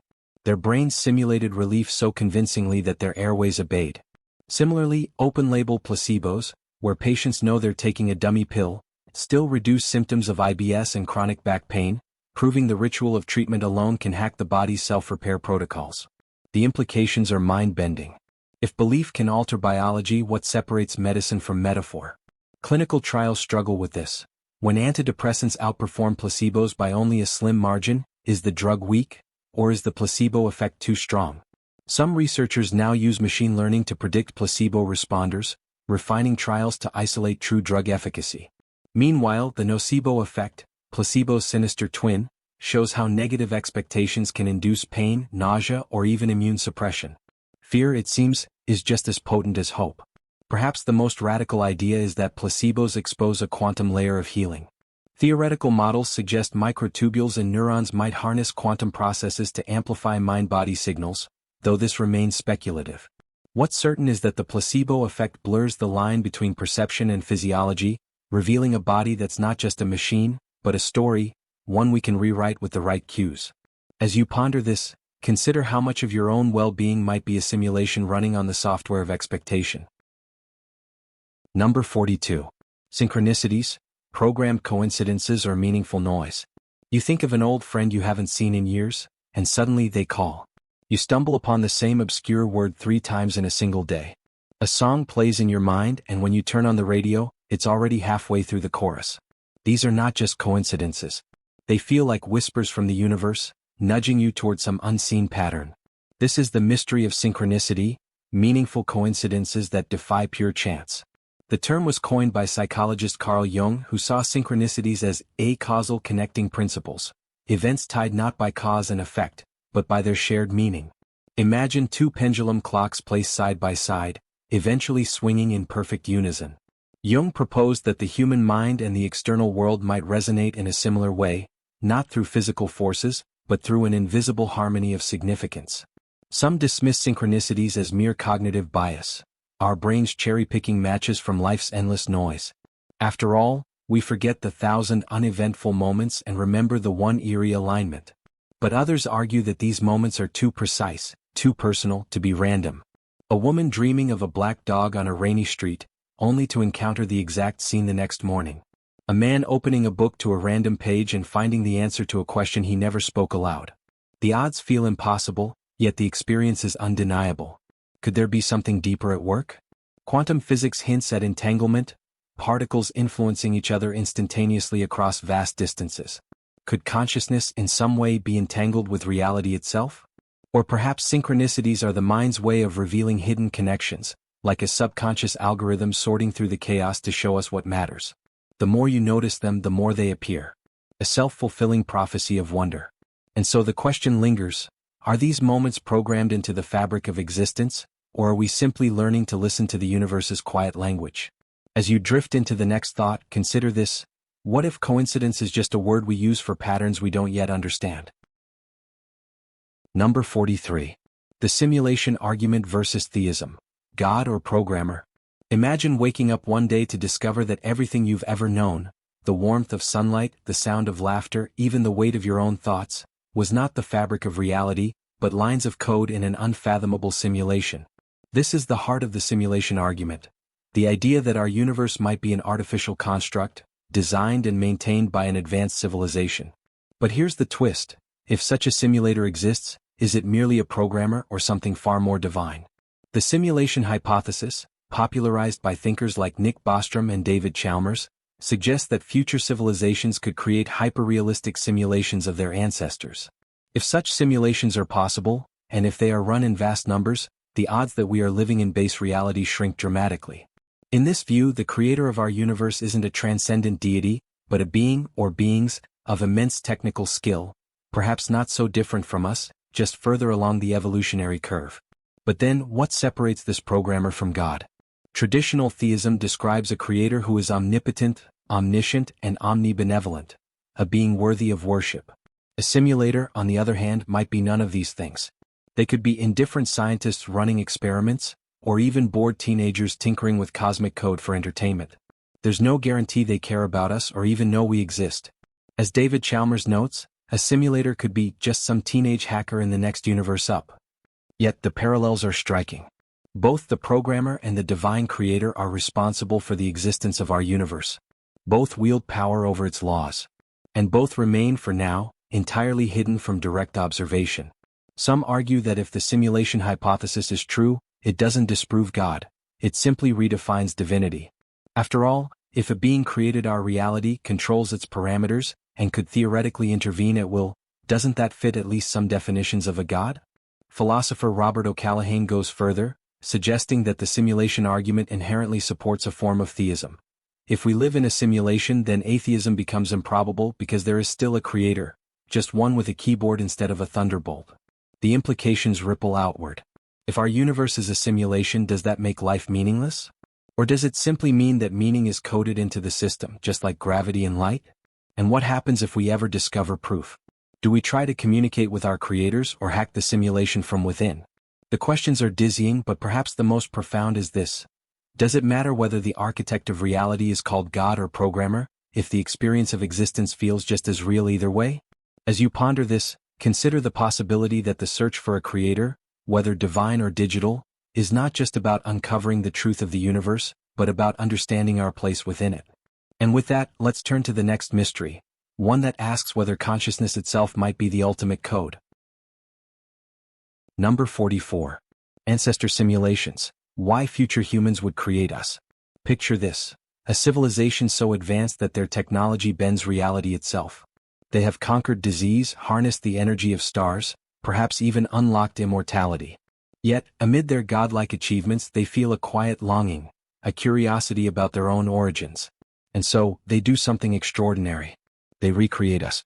This is the idea of ancestor simulations, hypothetical worlds built by future humans to study or relive their past. Not as dusty archives or holographic recordings, but as fully conscious, self-aware realities, digital echoes of the lives that once shaped them. Why would they do this? Perhaps for the same reason we dig through old family albums or trace our genealogies. There is a hunger in every intelligent species to understand where it came from. Future humans might seek to walk among their ancestors, to witness firsthand the struggles and triumphs that define their civilization. They could be historians of the most immersive kind, studying the birth of art, the rise of cities, the first whispers of philosophy, not in textbooks but in lived experience. Or maybe it's more personal. Imagine a future where suffering has been eradicated. Pain is a forgotten relic and even death is optional. In such a world, would they still understand the weight of existence? By simulating ancestors like us, creatures who love and lose, who strive in the face of uncertainty, they might keep alive the raw, unfiltered essence of being alive.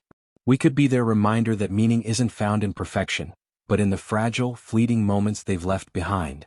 There are darker possibilities too. What if we're not a museum but a test?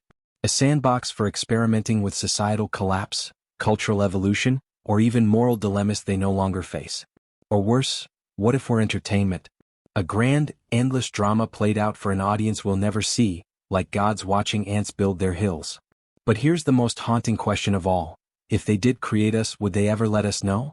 Or would the simulation be designed to hide its own seams, leaving us to wonder forever whether we're the original or the reflection? As you drift into sleep tonight, consider this. If someone in the far future is watching you right now, what do you think they find most interesting about your life? Number 45. The Quantum Eraser Experiment, Changing the Past. Picture this. A photon is fired toward a double slit. It passes through, its wave function spreading out like ripples in a pond, poised to create the familiar interference pattern of light and dark bands on the screen behind it. But then something strange happens. Before the photon hits the screen, an experimenter, milliseconds, seconds, or even years later, makes a choice. A choice that seems to rewrite history, determining whether that photon behaved as a particle or a wave before the choice was even made. This is the quantum eraser experiment, one of the most bewildering demonstrations of how quantum mechanics defies our everyday intuition about time and causality. At its core, the experiment is a twist on the classic double-slit setup. When particles like photons or electrons are sent through two slits, they produce an interference pattern, evidence that they behave like waves passing through both slits simultaneously. But if you try to measure which slit they went through, the interference vanishes. The act of observation collapses the wave function, forcing the particle to pick a path. The quantum eraser takes this further by introducing entanglement, a spooky connection between particles that links their fates no matter how far apart they are. Here's how it works. 1. A photon is split into two entangled twins after passing through the slits. One photon, the signal, travels to a detector screen while the other, the idler, is sent on a detour. 2. The idler's path is manipulated later, sometimes long after the signal photon has already hit the screen. Scientists can choose to either measure which slit the idler came from, destroying interference, or scramble that information, restoring interference. 3. The eerie result? The signal photon's behavior, whether it formed an interference pattern or not, seems to depend on what happens to the idler after the signal has already been detected. This is where the illusion of changing the past comes in. If the idler's path is erased, the signal photon's data suddenly shows interference, as if it had always been a wave. If the idler's path is recorded, the signal's data shows no interference, as if it had always been a particle. The choice made in the present appears to reach back in time and rewrite the photon's history. But does it really? The truth is subtler. The signal photons always arrive in a seemingly random distribution. No interference is visible at first. Only when scientists later sort the data, matching each signal photon with its entangled idler, do the hidden patterns emerge. The erasure isn't a literal rewriting of history, it's a filtering of information, revealing correlations that were always there, just obscured. So why does it feel like time is bending? Because quantum mechanics doesn't play by classical rules. In the quantum world, particles don't have definite properties until they're measured. Entanglement ties their fates together in ways that make before and after lose their usual meaning. The past isn't being changed, it's being revealed in a way that forces us to rethink what past even means. As you drift into sleep tonight, consider this. What if time isn't a straight line but a tapestry, where every thread is connected in ways we're only beginning to unravel? Number 46. Optical illusions, bugs in reality's graphics engine. Close your eyes and picture a perfect world. One where lines are straight, colors are constant, and shadows always tell the truth. Now open them. Welcome to reality, where walls breathe, static images swirl, and parallel lines bow to each other like old friends reuniting. These are optical illusions. Glitches in the system, moments when the brain's polished simulation of the world stutters, revealing the messy machinery beneath. Think of your vision not as a camera but as a live reconstruction, a best guess. Light hits your retina, but what you see is your brain's interpretation, shaped by evolution's shortcuts. Most of the time this works flawlessly. But sometimes the system overcorrects. The checker shadow illusion, where identical squares of gray appear wildly different because of a shadow, isn't a trick. It's your brain insisting that shadows must alter color because in nature they always do. Then there are illusions that hack time itself. Stare at a waterfall, then shift your gaze to still rocks. They'll appear to crawl upward. This motion after effect reveals that your brain isn't processing movement, but changes in movement. When the motion detectors tire of the waterfall's downward rush, their silence is misinterpreted as upward motion. It's like a graphics card overheating, rendering artifacts in the visual field. Some illusions are so persistent they defy explanation. The spinning dancer silhouette, which seems to switch direction at random, exposes a startling truth. Your brain can't decide on 3D form from 2D cues, so it flips between possibilities. There's no correct answer, just your mind cycling through hypotheses like a detective with too many suspects. But the most profound illusions are the ones we live with daily. The blue sky is just scattered light. The yellow sun is a white star filtered through atmosphere. Even solid objects are mostly empty space. Reality, it seems, is already an illusion. We've just agreed not to notice. As your eyes grow heavy, consider this. If illusions are the cracks in perception, what does the light shining through them reveal? Number 47. The Bostrom Trilemma updated. New statistical models. Imagine standing at a crossroads where three paths stretch before you, each leading to a radically different future. One where humanity vanishes before reaching its potential, another where advanced civilizations lose interest in their past, and a third where you are almost certainly a digital ghost in someone else's machine. This is the heart of Nick Bostrom's Trilemma, a philosophical puzzle that has haunted thinkers since 2003. But now, new statistical models are reshaping how we weigh these possibilities, turning abstract speculation into a numbers game with unsettling odds. Bostrom's original trilemma presented three stark propositions. Either 1. Civilizations like ours almost always go extinct before achieving post-human status. 2.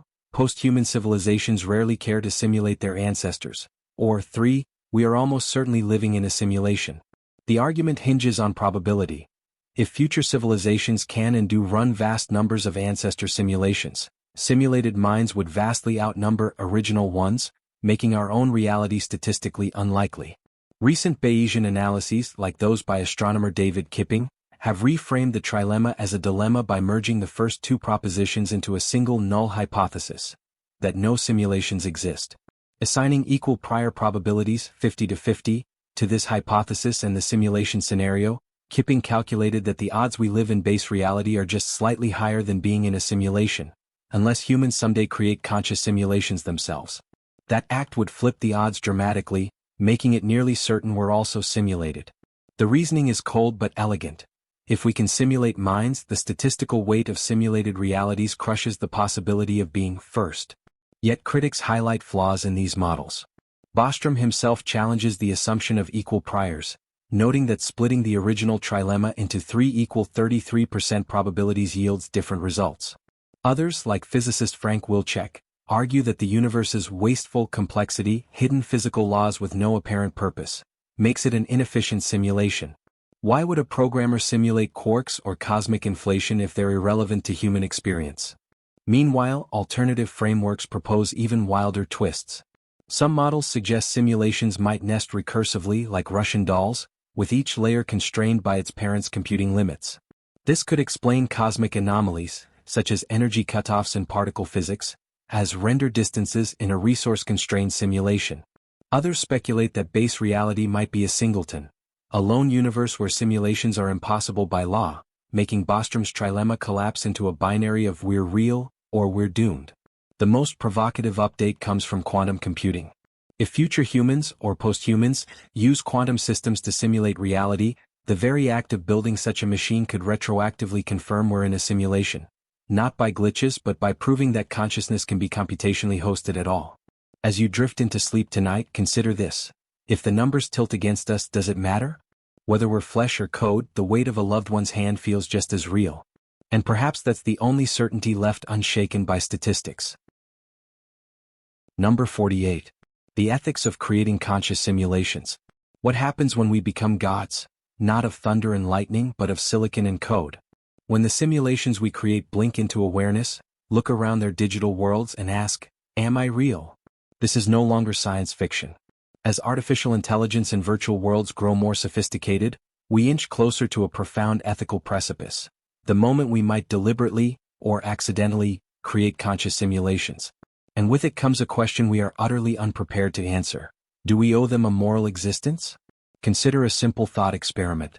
You design a perfectly realistic simulation of 19th century London, populated with thousands of autonomous digital minds. They wake each morning, brew their virtual tea, feel joy when the sun breaks through smog-covered streets, and grieve when loved ones fade away. They have no idea they are code. To them, their world is as solid as ours. Now ask yourself, would it be ethical to shut down the simulation?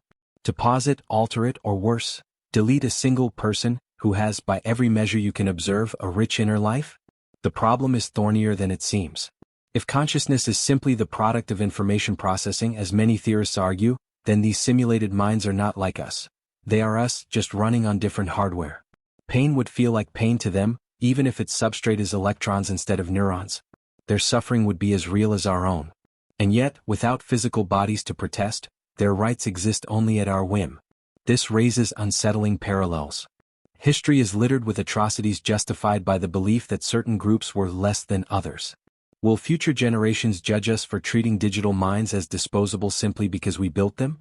Some philosophers propose a simulation bill of rights, principles ensuring that any conscious simulation has autonomy, freedom from unnecessary suffering, and protection from arbitrary termination. But who decides what counts as conscious? And what happens when simulations outnumber biological humans 1,000,000 to 1? There are practical dilemmas too. Would creating happy but purposeless simulations, eternal vacationers and artificial paradises, be a kindness or a prison? Is it ethical to simulate past eras complete with their injustices, like slavery or plagues, even if doing so helps us understand history? And if a simulation asks to be ended, do we comply, or is that equivalent to assisted suicide? Perhaps the most haunting question is this: how do we know we're not someone else's simulation? If we one day prove that creating conscious simulations is immoral, does that mean our own creators have sinned? As you drift into sleep tonight, imagine a child's voice from a server farm whispering, "If you build me, will you love me?" Number 49. Simulation theory and the meaning of life. What if nothing is real? Not in the way we usually say it, half joking when life feels surreal or dreams bleed into waking hours, but in the most literal sense. What if the stars are pixels, the wind is an algorithm, and every thought you've ever had is a subroutine in some vast, unfathomable machine? This is the heart of simulation theory, the idea that our universe might be an artificial construct. But here's the question that lingers like a shadow. If we're living in a simulation, does life still have meaning? At first glance, the answer seems bleak. If we're just lines of code in an alien hard drive, then love is data, suffering is a variable, and death is a program shutting down. The universe has no grand design, just a developer's to-do list. But look deeper and something strange happens. The simulation hypothesis doesn't erase meaning, it reframes it. Think of a novel. The characters aren't real, yet their struggles move us. Their joys and sorrows matter, not because they're made of flesh and blood but because the story gives them weight. Now imagine we're those characters. Our lives might be simulated, but the emotions are no less vivid. The warmth of sunlight on skin, the ache of loss, the quiet wonder of staring at the night sky, these experiences feel real because, to us, they are real. The simulation isn't a lie, it's simply the canvas on which our existence is painted. Some take this further. If we're in a simulation, then the very fact that we're here, asking questions, seeking purpose, suggests that meaning is part of the design. Why would a civilization powerful enough to simulate universes bother creating beings who ponder their own existence? Unless, of course, the act of searching for meaning is the point. Maybe we're someone's attempt to answer the same questions they have. Why are we here? Does any of this matter? And then there's the most radical idea of all. What if the simulation needs us to find meaning in order to function? Like a game that only progresses when players care about the outcome, our universe might thrive on the weight we give to choices, relationships, and dreams. In this view, meaning isn't an illusion, it's the fuel that keeps reality running. So the next time you wonder if any of this is real, remember, it doesn't matter. Whether we're stardust or software, the only truth that counts is the one we live. Number 50. The ultimate question. Why was our simulation created? If we are living in a simulation, the most haunting question isn't how it was built, but why? Why would an advanced civilization capable of crafting entire universes bother to create us? Were we made to solve some cosmic equation, or are we merely entertainment flickering across a screen in some higher dimension? The answer, if there is one, might be stranger than we can imagine. Perhaps we are an experiment. A test run to study the rise of intelligence, the evolution of societies, or the endurance of consciousness. In this scenario, our wars, our art, our quiet personal struggles, they're all data points in a grand simulation, a way for our creators to answer questions we can't even fathom. Maybe they're trying to understand how civilizations collapse, or how love persists in the face of suffering. Or perhaps they're running countless versions of Earth, tweaking variables to see which societies thrive and which burn out. If that's true, then every choice we make is part of some vast, invisible equation. Or maybe we are art. A story being told for its own sake, a symphony of lives playing out for an audience we'll never see. Think of the way we lose ourselves in books, films, and games, immersed in worlds that aren't real, yet still move us. What if our universe is someone else's masterpiece? A work of such complexity that it had to be populated with minds that could experience it, not just observe it. In this version of reality, beauty is the point. The sunset, the sound of laughter, the ache of a bittersweet memory, they exist because the simulation is meant to be felt. There's a darker possibility too. What if we're an accident? A byproduct of some larger process, like static buzzing from an old television. Our consciousness, our civilizations, our yearning for meaning, just background noise in a system built for something else entirely. We might be the equivalent of a forgotten program running in the depths of an alien supercomputer, destined never to be noticed. But here's the most unsettling thought of all. What if the simulation doesn't have a purpose? What if it was created simply because it could be? No grand reason, no hidden meaning, just the whim of a being with the power to spin up universes like a child playing with toys. If that's true, then the search for meaning isn't just futile, it's missing the point. The meaning isn't in the why, it's in the what. The fact that we're here at all. As you drift into sleep tonight, consider this. If you could ask our creators one question, not how or if, but why, what would you want to know? So, are we in a simulation? The truth is, we may never know for sure. But here's the beautiful paradox. If this is a simulation, it's one where joy still feels joyful, love still feels real, and the stars still steal our breath away. Maybe that's enough. Or maybe, it's time to start looking for the exit. Until then, sweet dreams and stay curious. Friend, if you found this video helpful, give it a thumbs up. It really helps others discover this content. Subscribe to the channel for more thought-provoking, mind-blowing content you can unwind and relax to. And don't forget to hit the bell icon so you never miss a new video. Thanks for watching.